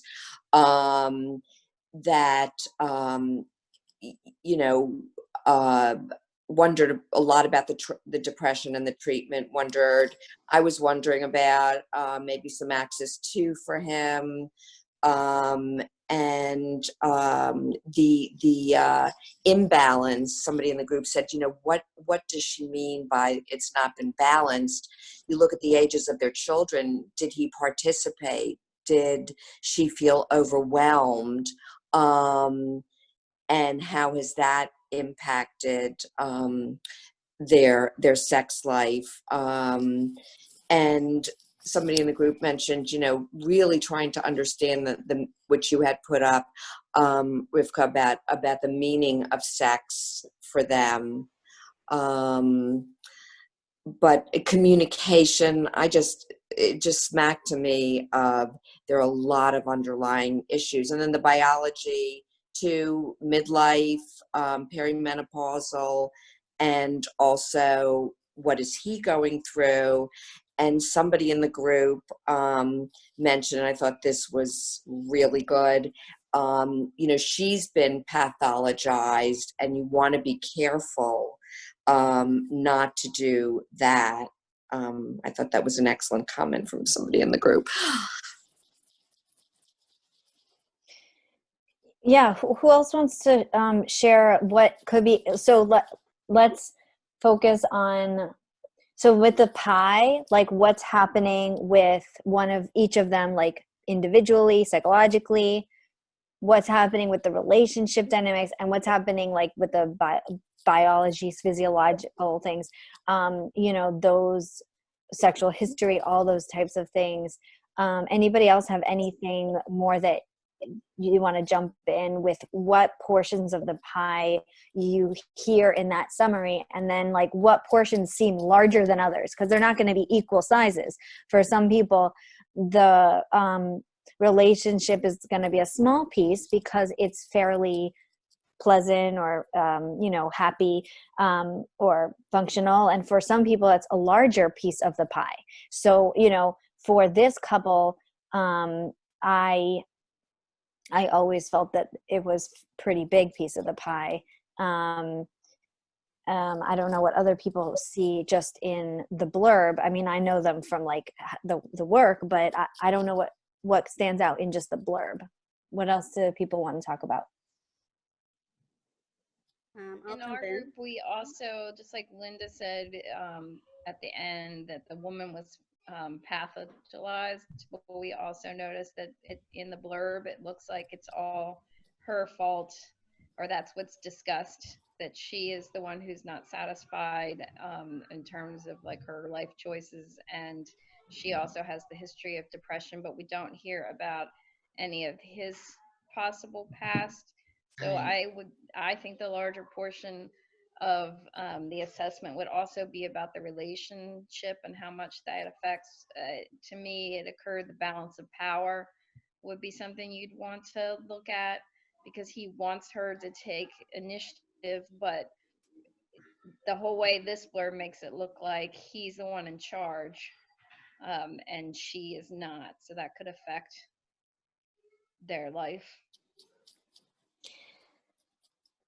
Yeah, absolutely. I mean, I worked with this couple. They were so difficult, and this couple, it was a power struggle. Like, this sex was the power struggle. Like, her power was in withholding sex, and it's always the person who wants sex less who has the power. So that was her power in the relationship. She didn't have the power with the money. She didn't have the power with, I don't know, the big decisions. I know that they were from another country. I don't remember if that's in there. So he was the one working in America. She was the one that was like at home in a foreign country, not in her native country, not with her native language. She was relegated in her mind, not in society's mind, but in her mind, relegated to being a stay-at-home mom. And she, I think I remember that she was actually more highly educated and came from like a richer and whiter family than he came from. And then she was like kind of like married down, according to her. And so she felt like this, she really could have had a great career if she had stayed in her home country. And but she had this like whole power struggle with him. And so long as sex is used as that weapon like that, that is really tough. I don't know if anything that I said so far today is going to fix this problem. If it's a power trip, if it's a power struggle, I'm not sure if anything I said will matter at all. Because it wasn't about desire. It wasn't about low desire. It wasn't about like not understanding how men and women are different. It was she knew exactly what she was doing. She was withholding sex because of the punishing her husband, or that this was just her way to dig at him. I don't know if anybody has any great ideas on dealing with this type of couple in general, who uses anything as a weapon or sex as a weapon. But certainly this disguises as differences in desire, right? It comes in and it's all, she has low desire and I want more sex. And then you see that underneath it, there's all this power struggle. I don't know. I mean, what ideas do we have on, well, I guess it's slightly off topic because we're not in the treatment phase. But if anyone else has any comments, this was a really tough one. Rivka, I was going to just comment, and I just appreciate so much about what you're presenting. Power was the thing that stood out for me in that case also. And one of the things we discussed, but I guess this stood out for me, was that, how I relate to their power struggle is either going to get me into or out of their power struggle effectively. And so if I'm like frustrated with, like, if I like, oh shoot, this is a power struggle couple, oh no, you know, this is horrible, I'm probably not going to be allowed into the power struggle in a very nonviolent way. So I try to find really soft ways to be invited into the power struggle and to just like normalize it and like, welcome to the club. Of course, it's a power struggle. That's what I do. That's what we do in healthy marriages. Like, okay, so what are we going to do with this power? Because of course, everything's like power is moving around all the time. So that's like, if I do, the thing that stood out was like the assessment piece. If I start asking questions that soothe my anxiety about what's their history, what's this and what's this and what's that, that I may be met with a very hard push from at least one of them to stay the heck out of this because I'm moving too fast. You know, so my struggle is being projected. I don't know if that makes sense. I don't want to struggle with them. Wouldn't you want to address whatever what she's feeling disempowered about? I mean, if you could address the underlying sense of disempowerment, then she wouldn't need to, you know, act it out through the sex, like maybe giving her a chance to have a career if she hasn't had a career, or, you know, having more power in other ways in the relationship, like taking care of, being more in charge of bills or something else that she feels disempowered about. Yeah, it's interesting because both of them feel like the victim. Like she's the victim because she doesn't have power in all these ways, and he's the victim because he doesn't have power. And so, and then she's even the victim sexually because he's always pressuring her. So it's like, she's even the victim sexually. So, I mean, both of them are just like victim city over here. And I think a lot of like validating their, the areas in which, I mean, I guess it's a first step is the validating, because he feels very much like the victim, even though we could see that he has power in a lot of areas. He feels like his hands are completely tied. He's in this marriage. And he can't go, according to the relationship, you know, rules, he's not supposed to go outside the marriage. So his hands are tied. So he is this victim to her. Interestingly, she feel disempowered though, other than the sex part.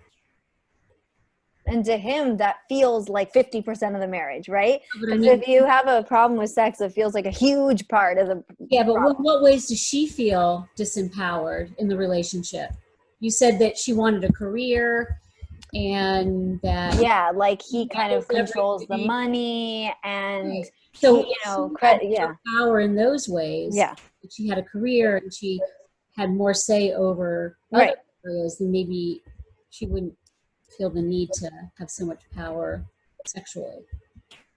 Yeah. Rivka, what the thought that I had when I read this is that the idea of identity, right? Like how she identified herself all these years, perhaps as like, you know, like you said, the stay-at-home mom who gave everything up for him, and you know, the mother of these children who are all quite close in age and raising them all those years. And I think that's what jumped out at me, is in terms of almost like, what is her identity other than his wife and providing this for him, and how does he view her identity other than being just there for him? So that's something that I wonder, a situation like that where he is able to actually identify, you know, tell her what he sees in her, how he thinks of her outside of their marriage, to, you know, encourage her, like we said, to look for other, you know, to look for a new career now that her kids are all grown, and to give her an identity outside of just the marriage. That was the question I had. I wonder like what they love and respect about each other, if anything, at this point, you know, because I think that's so important to, if they don't love and respect anything about each other, how can they even move forward? And they're like on two different sides of a canyon, you know, like, you know, they're enemies in their mind, you know, they're victimizing each other as opposed to working through this problem as a team. This is a team problem. We love and support each other. How can we work through it? Yeah, it's interesting because you would get nowhere if you were just trying to help them like meet in the middle or find solutions that would work, or because she had no interest in you know, meeting, you know, doing favors, you know, like giving him more of what he wanted or making him happier. It was like so clear that she had absolutely no motivation. Such a hard situation. And also not to be like triangulated into the case, because it would be very easy to take one of their sides. Yeah. Yeah, I think Rivka, one thing when I was reading it, I was wondering like how safe does she feel, like, and how engaged and connected does she feel in the relationship, but also in the process with the therapy, because it really struck me, the wording when it said he initiated starting the therapy, he initiated dropping her off for individual therapy, he initiated discussing divorce. So it seems like he is the pursuer, right? And she's withdrawing, but it seems that he's aggressive. And so I wonder, like, what, you know, how safe does she even feel? How secure does she even feel? And I think I would even want to start with just exploring that. I mean, sometimes, like, does it ever feel to you as the therapist that it doesn't even feel safe enough, like emotionally, for them to be there? Yeah, I'm sure in certain circumstances. This circumstance, it wasn't a matter of safety. It was more like she was punishing him for years of her feeling like the victim of all these other decisions, and not at all seeing sex as what the point should be, unfortunately. Yeah. Yeah, so it's so interesting, even from like an attachment perspective. I think something I'd want to do is like an attachment inventory in a way, like exploring their backgrounds and like how do they learn to attach or to connect in a relationship, right? And like, because it's interesting how sex becomes kind of that piece with the power, right? Like, where does that come from, right? Yeah. And it's a protective behavior. It's very protective. It's like a defense mechanism, right? So it's interesting. Yeah. Very interesting. Yeah. I think, you know, you need to find out what they really want. Are they motivated to really stay together? I think Lauren mentioned that before, because you may be, you know, beating a dead horse. And if they are, obviously what they've done to each other, with each other, has worked. But it's worked in a way that is not meeting their needs. So I'd really spend a lot of time on that. And I do think, you know, you have to be very careful taking histories, and you want the first you want to have a relationship, and you want them to be able to trust you and feel safe. But I think there's a lot there that's being displaced on each other. You said they both like to play the victim roles, or they both choose to play. Why is that? When has that worked for them? And because they're already, you know, pretty up there in age, so these are lifelong patterns that have gone on. And so it's a lot of work, but I would wonder if they really do want to be together. I mean, they've launched their kids, and what I find about this age group sometimes, like, is they were so busy with their lives. You know, they were working, they were taking care of the kids, and then they finally have a chance to breathe. Now, wait a minute, what do I want for the next part of my life? You know, you start having the opportunity to think about that. I think there's a lot here, relational and psychologically, for both of them. So it's hard, complicated. Mm-hmm. Yeah. Okay. Well, you guys did a great job. So now, oh, and also there was some kind of a error in the in the posting about the times because it was listed for 7.5 hours and you get 6 hours of CEUs. So we'll be going until 1:15 each day rather than 1:45 for your 6 hours of CEU. Okay. So now we will be talking about treatment.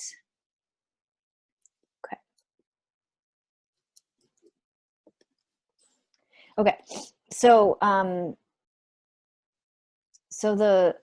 these are the 3 areas that I find are major areas of intervention in any treatment of sexual dysfunction.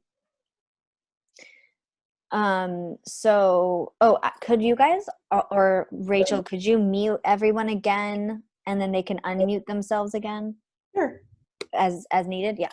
Because I'm hearing a little background noise. Okay, so, oopsie. How do I get back? Okay, so in any sexual dysfunction or sexual issue or anything, I find that these are the 3 areas that are the target areas in my experience. So if you could help them be more relaxed, not as anxious or self-conscious, be more in control and be more aroused, I think that you can basically solve most of the problems. So if you think about like problems with desire, if you help somebody relax, they're going to quiet their brains. They're not going to have as much active thinking. They're not going to have the that spaghetti brain as much. They're going to be able to quiet their prefrontal cortex and then get into the deeper levels of the brain. So that's the problem humans have with sex, is the same problems we have about sleeping. These are like basic human or animal functions like sleep and eat. And people have like eating disorders, sleep disorders, and sexual disorders. So that's because their higher levels of thinking, like the prefrontal cortex thinking, is too engaged in the moment. And what we want to do is we want to help them relax more and quiet the brain. And that way they can get to a little bit more like meditative type of place. And that will help them with being able to feel pleasure, being able to have an orgasm, being able to have desire, being able to be in the moment, being able to be mindful. Like in every area of problem sexually, I think that this is pretty much a good solution. I think that really to target helping them be more relaxed, it really is important. So whenever I say, I make like the joke to people like, oh, when people talk about the mood, like were they in the mood? Were they in the mood? Or I was in the mood. And people use that expression a lot. So whenever people use that expression, I always say, you mean the mood being relaxed, right? Because people think the mood should be horny or aroused or desire. And I correct them that really you mean the mood meaning, okay, so you were relaxed. So you were in the mood. Okay, so you were relaxed. So that's the mood that we need. That is really the baseline principle for everything. That's going to be erectile issues, orgasm problems, really everything. You could get aroused. You can have an orgasm. You can stop the invasive thoughts. Those are going to be much more possible if you are more relaxed. So I can't stress that enough. And then second thing is in control. So I think that, for example, let's say orgasm issues. Why is anorgasmia a mental disorder? Have you ever thought about that? It's because one would maybe imagine that it's a physical problem, but in fact, it's in the DSM. So why is it in the DSM? Because it's so much controlled in the brain, like female anorgasmia. That's why they put it in the DSM. What is an orgasm? It is the brain's ability to allow yourself to lose control safely. So when somebody comes in with anorgasmia, she is not feeling that she can lose control. You know, you have to have control to be able to lose control safely, right? So somebody with anorgasmia does not feel enough in control. You have to be in control. Some of these pressuring husbands, for example, with the differences in desire presentation, it's going to be a lot of pressure for the lower desire spouse. It can be the man being the lower desire spouse, and he might experience performance anxiety, erectile dysfunction. He's experiencing the pressure too. Or it could be, let's say, the woman is experiencing a lot of pressure. I mean, some couples really, there's a tremendous amount of pressure. Like I've seen couples where they have this, like, it has to be every 3 days. And if it's not on that third day, then he just, he can become very, I think it's anxious. But it can come off as controlling or irritable or, nitpicky. Or women will complain. They'll say, I know that if I haven't had sex with him in a little while, then he's going to start to be like grouchy or in a bad mood. Or, they can see that, like, because I haven't done this for him, then he becomes in a bad mood. And then, like, he's not going to be as helpful with the kids, and he's not going to be helpful around the house, and he's going to be cranky. And it's like, she has, he feels completely out of control because he can't manage his emotions. And then she feels out of control because she feels like, I have to give him sex in order to make him in a better mood. And so I don't have the control to say yes or no, the power to say yes or no, because I'm so pressured to say yes. Control is, you have to have the control to the power to say no, and you also have the power to say yes. So I think this in control category is really very important in these differences in desire and in the orgasm problems. Pain is another physical manifestation of feeling out of control or feeling like you don't have enough control. So that's definitely going to be another physical manifestation, or it's going to be a somatization, or it's going to be, so pretty much every one of the sexual issues, right? Erectile dysfunction, premature ejaculation, a lot of them are going to be affected by this control pillar. So I think really helping each of them have that control,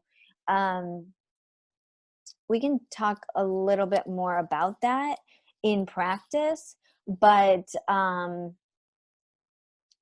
in the situation where he's very, very, well, we're going to really talk about this later a lot, but he needs to have a better control over himself, and she needs to have a better control over her, not a pressured decision, not faced with two bad choices.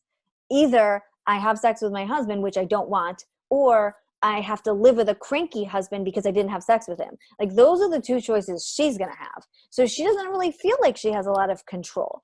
And then he feels like if she just has sex with me, then I'm going to be in a good mood, so I don't have control there, or I'm just not in a good mood and I don't have any control over my emotions. So, you know what I mean? I think that's a lot of the time what's happening. Okay. Then the aroused pillar. So this is going to be a very important intervention for desire, arousal, orgasm, erectile dysfunction, pain. when you have more arousal, then like everything will be better. Because, for example, when you're higher, like more and more aroused, you'll have more vaginal lubrication, you'll have more engorgement, your vaginal canal will widen, will lengthen, everything will be more comfortable, you're going to have less invasive thoughts, you're going to be less self-conscious and thinking about like your body image, you're going to have less anxious thoughts and like, or just invasive thoughts about like random different things. You're going to be more in the moment. You're going to be less concerned about your self-conscious like body stuff. You're going to be more able to like enjoy yourself, have an orgasm.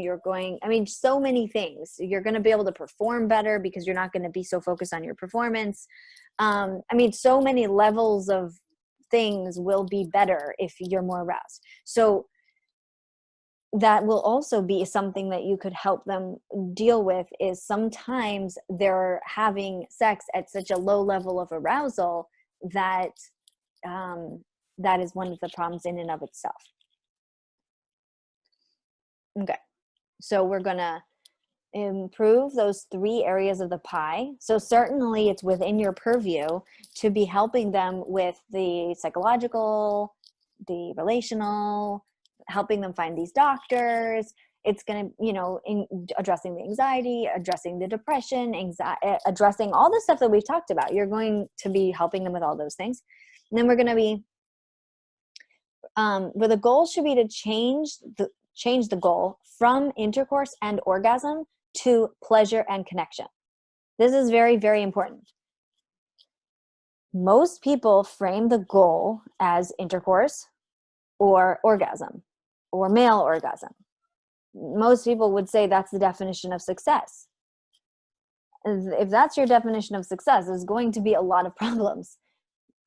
As one ages, you will see that the sexual functions for men and for women are going to be in more inhibited that way. So you're going to have problems with arousal, problems with erection, problems with orgasm. All these things are going to happen as a normal function of aging. So if the goal is intercourse and orgasm, then you're going to run into some problems. You will run into some problems. But if the goal is pleasure and connection, you can have successful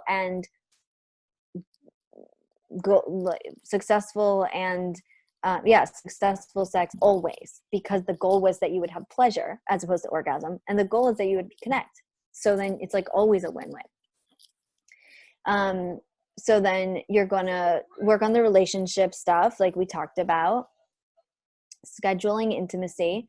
So I have a whole slide on that, so we'll talk about that more specifically.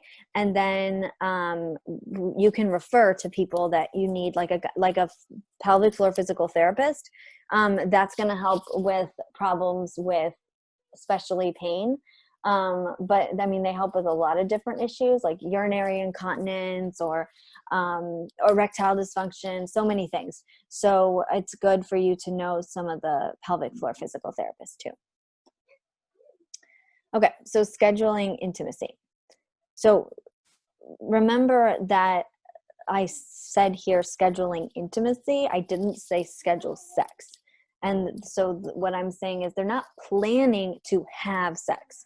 They're planning to create the time to have intimacy that's open-ended, and they're going to see what happens. So I think that's the difference. So it's non-pressuring to both of them. It's not that it has to be intercourse, and it doesn't have to end in orgasm. So the performance aspects are alleviated, but you're making the time for each other to even allow this to happen.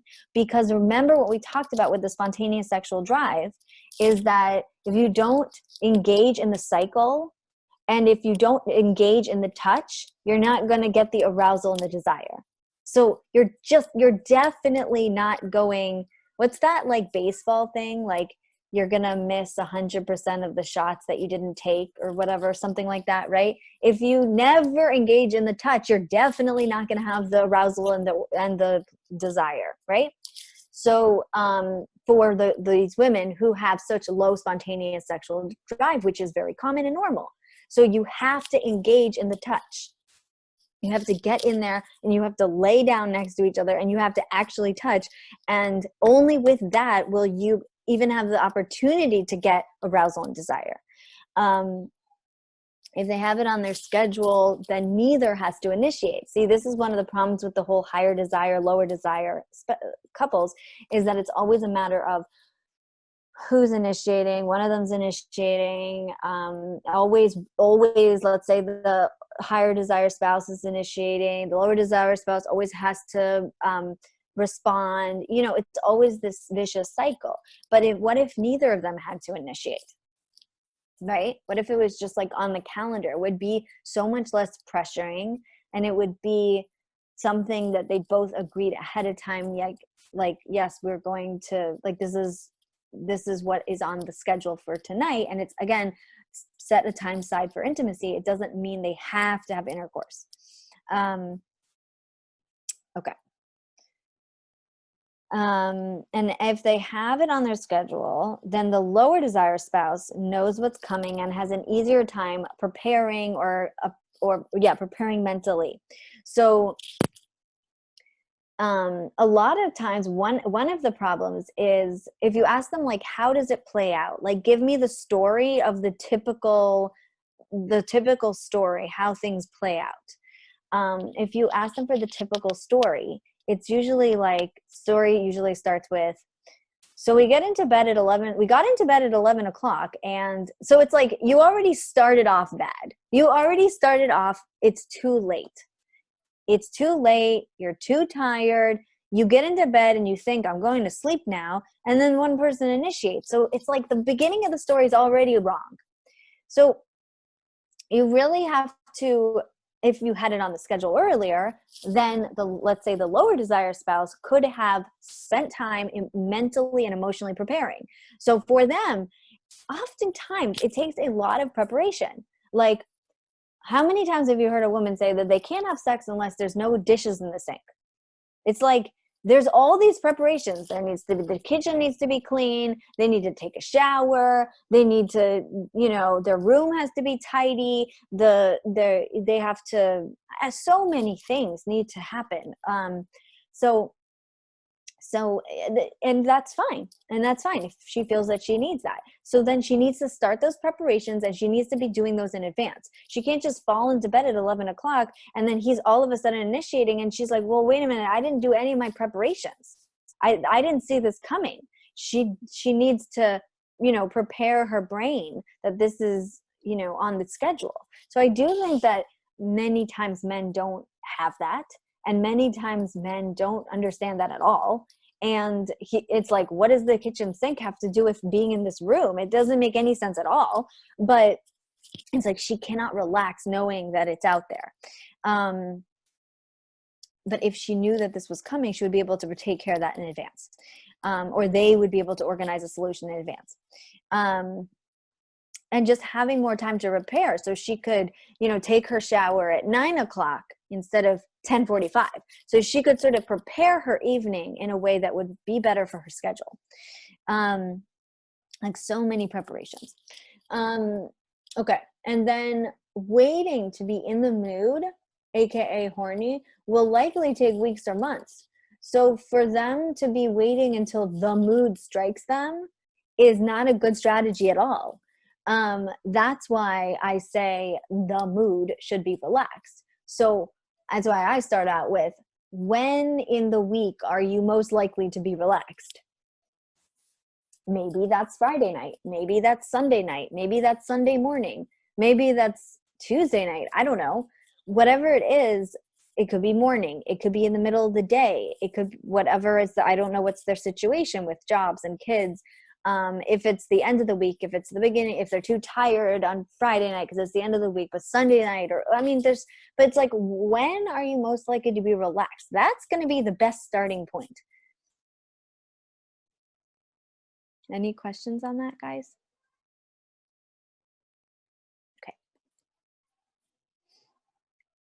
Okay.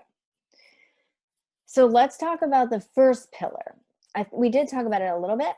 So let's talk about this rat spa. So there's a study where they took a group of rats and they put them in a neutral environment, and there were things that the rats liked and things that the rats didn't like. Okay? And then they put them in a stressed out environment with like heavy metal music, and they stressed out the rats. And the rats didn't like the stuff that they didn't like, and they didn't like the stuff they had previously liked. Okay, so when they were stressed out, they didn't even like the stuff they liked. Then they put them in a rat spa, and they gave them like relaxing Enya music and like rubbed their shoulders and like gave them like you know, hot towels, and they relaxed the rats. And then the rats liked the stuff they liked, and they even liked the stuff they had previously not liked. Okay, same with people. If you get yourself in your rat spa and you can relax yourself a little bit more, and you can do the things that you can do to relax yourself as best as you could possibly do, you're more likely to be open to the stuff sexually that you might previously not have been into. Okay? Evidence-based. So, you know, people might say to you, oh, my husband always wants to do oral sex, or he always wants me to give oral sex, or he wants me to do this, or he wants this position. And it's like, you know, maybe if she was more relaxed, she would actually be fine or want to do that. That is actually a legitimate scientific, you know, thought. People are more receptive to pleasure when they're relaxed. They're more open to trying new things. I mean, just so many positive benefits. So I think, and this is definitely something that you all have a lot of the skills from other trainings and education to be able to help people be more relaxed. So that's something, I don't have to go into every intervention about that, but that's, I'm sure, things that you work with people on normally to help them relax better.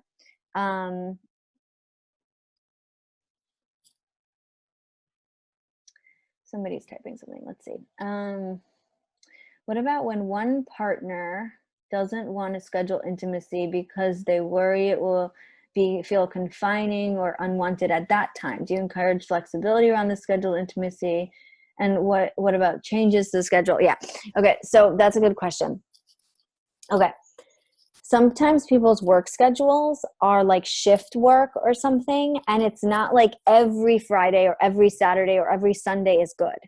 So in that type of a situation, I definitely encourage people to discuss it kind of like when they get their shift type of thing. Like, you know, usually if you're a nurse, you get like a month schedule in advance, or you get your at least 2 weeks a little bit to schedule in advance. So you know, you have some idea like, oh, I'm working a 12-hour shift on Tuesday, so that's not going to be a good day. So I do encourage people to, in that type of situation, to figure out prospective days when they do have their schedule. For other people's jobs that are more reliable schedule, I would say shoot for, you know, 2 times in a week or something that, you know, more or less are the usually better times for you guys. If you arrive at that date and you really are not feeling well, or you're very upset about something that happened that day, or you're upset with each other, or you're very stressed out or sick, then I think it's very important to acknowledge to the partner, like, hey, I know that we had this in the schedule. I know that we had talked about, you know, that tonight we were going to be together. But unfortunately, such and such happened, and it's not going to work for me. So then it would be a responsibility of that person to reschedule it, to say, like, can we try for tomorrow? Or can we try for Sunday? You know, I think that would be the best thing to do. A lot of times what that ends up happening though, is that the person doesn't say anything and they just act as if they had forgotten about it. And that really hurts the feeling of the other person who hadn't forgotten about it. And then like, it didn't happen and they thought the other person forgot. So that's not really a good idea. Yeah. So I definitely encourage that communication, to reschedule, and to try to organize that day in a way that you will be more receptive. Like maybe don't do all your housework on that day, or like maybe don't try to do a million other extra things, or maybe don't schedule your book club for that night. You know what I mean? Yeah. Okay. So, yeah, do I usually give people amount of time? Yeah, I really want people to try to commit to, really trying and really, spending some time. So like 5 minutes really isn't enough. If they can spend, like you said, 30 minutes, an hour, if they could set aside that time, a lot of times it's like if they want to be sleeping at 10:30, a lot of times people will like get into the bed at 10:30, and it's like, well, if you wanted to sleep at 10:30, you should have gotten in the bed at 9:30. A lot of times people don't really plan that all out, but that would be a better idea. If they got into bed at 9:30, they would feel like, oh, I'm not rushed to get to sleep, because people have that anxiety, right? I have to get up in the morning, I have to go to work, so they don't feel relaxed enough to then be, you're cutting into my sleep time, Yeah. Okay. So let's talk about phases of arousal.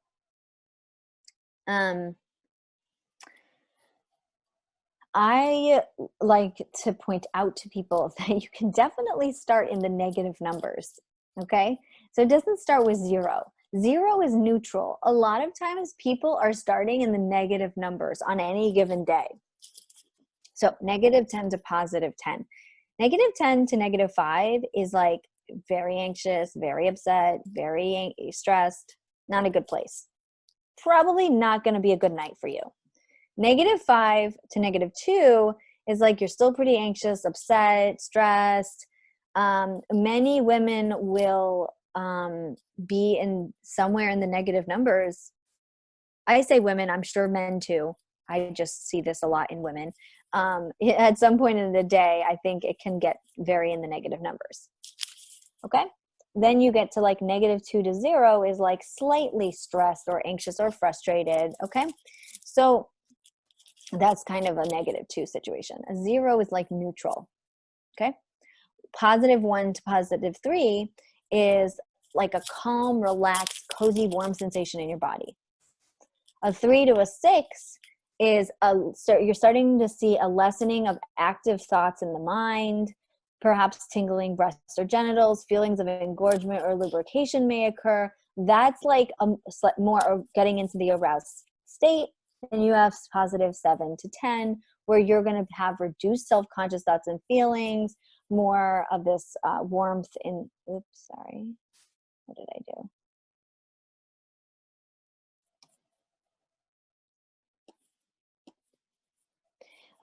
Warmth in the body.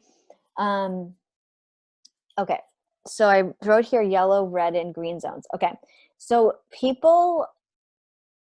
many people have parts of their body that are like usually green zones. Like if you touch me on a green zone, it's fine or it's good. It's not a lot of baggage. A yellow zone is usually like, I don't know, it's starting to get a little bit more sensitive. Sometimes it could be a touchy place. Like I don't always like this. And then a red zone is like a no-go zone. So when you're getting more aroused, yellow zones are becoming green zones. Red zones can become yellow zones. So, if you have somebody who's very averse, you could even like print out like a sketch of a body, like a stick drawing or like a drawing of a body on a piece of paper. And you can even have them like draw in like where on their body do they feel like is green. Like it could be very small areas, actually. It could be like this part of their arm. It could be very few parts of their body. It could be green zones. And then like where do you feel like is like medium? Maybe it's like their back or their legs. And then there's like red zones. So it's like, don't touch my breasts. Don't touch my genitals. Don't touch my stomach. I have my stretch marks. I gained too much weight. Don't touch my thighs. I have cellulite. I have stretch marks. So there's like all these red zones, right? So as, you know, the treatment progresses, maybe hopefully more of the red zones are going to become yellow zones. Yellow zones will become green zones as they become more comfortable, as they become more aroused, as they're more in control, as they're more, you know, having a positive experience. Then these different parts of their bodies hopefully will become less, you know, loaded. Okay, so this is like the phases of arousal. So I think it's helpful I find that this is very helpful to teach people, because a lot of times they like jump into bed and within 5 minutes they're like, or like 2 minutes, they're like going for the breasts, going for the genitals. And it's like, whoa, I'm a -3. Like, whoa, I'm a 0. Like 4 minutes ago, I was a -2 and I was doing great, but you're already an 8. So it's like, where is one partner? Where is the other partner? One partner might be, one partner, more often the man, is going to be moving up the phases of arousal more quickly. And so he's going to be going for, you know, more of these breasts, genitals, these like maybe red zones. And she's like way back at like a -2 or a 0 or a 2. And that doesn't mean that this is a failed night. That doesn't mean it's never going to work. It just means that they're going to need to communicate to each other, like, where are they on this spectrum? And like, you know, verbally or non-verbally, where are they on this spectrum? And they're going to need to go much slower. And when the higher desire spouse or the more aroused spouse is like reaching for those like, let's say red zones, when she's not aroused enough, or like, let's say breasts or genitals, and she's not at all aroused enough, then it pulls her even more out of the moment. And then she also feels very disconnected. Like, well, he's already so far ahead of me. How am I ever going to catch up? I'm never going to be able to catch up to him. Now I feel so much pressure. Like, then they just feel hopeless and like start to give up on their arousal, because he went so fast and he's like beyond her arousal so much that it's like, how am I ever going to get there? Okay. Somebody's saying that I'm talking a lot about when a woman has a lower desire, and what about when man has lower desire? Yeah, absolutely. I think a lot of these dynamics can be the case if the man has lower desire as well. Like, maybe especially like, let's say erectile dysfunction, sometimes he has a lot of anxious thoughts, like he's nervous about his performance, or he maybe is anxious more in general, or he's distracted about something from work. Then he might be very anxious about I haven't gotten an erection yet, or something like that. And she might be a +3 or a +5, and she might be like touching his genitals, and he's like still trying to like ease into it and relax, right? He's still trying to relax. And then she's like noticing that he's not aroused, and then he feels pressure because he's not aroused yet. So that can be very pressuring. So I think that if they can communicate to each other where they are, and for the one who's ahead to kind of hang back a little, not to go so fast, to hang back and stay with the other partner where they are for a little bit and go a little bit slower, then they will have more success not feeling so disconnected and going together up the phases of arousal. And Keith is writing, Betty Martin's material of mindfulness plus pleasure exercises are great. Right. So thanks for that link. Yeah. You know, touching in a pleasant, pleasuring, focusing on the sensation way, rather than touching to try to like get someone aroused or get someone an orgasm, you know, that is going to be more successful.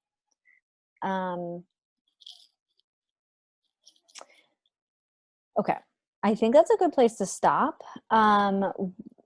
Any other last questions about like the phases of arousal, or anything else we talked about today?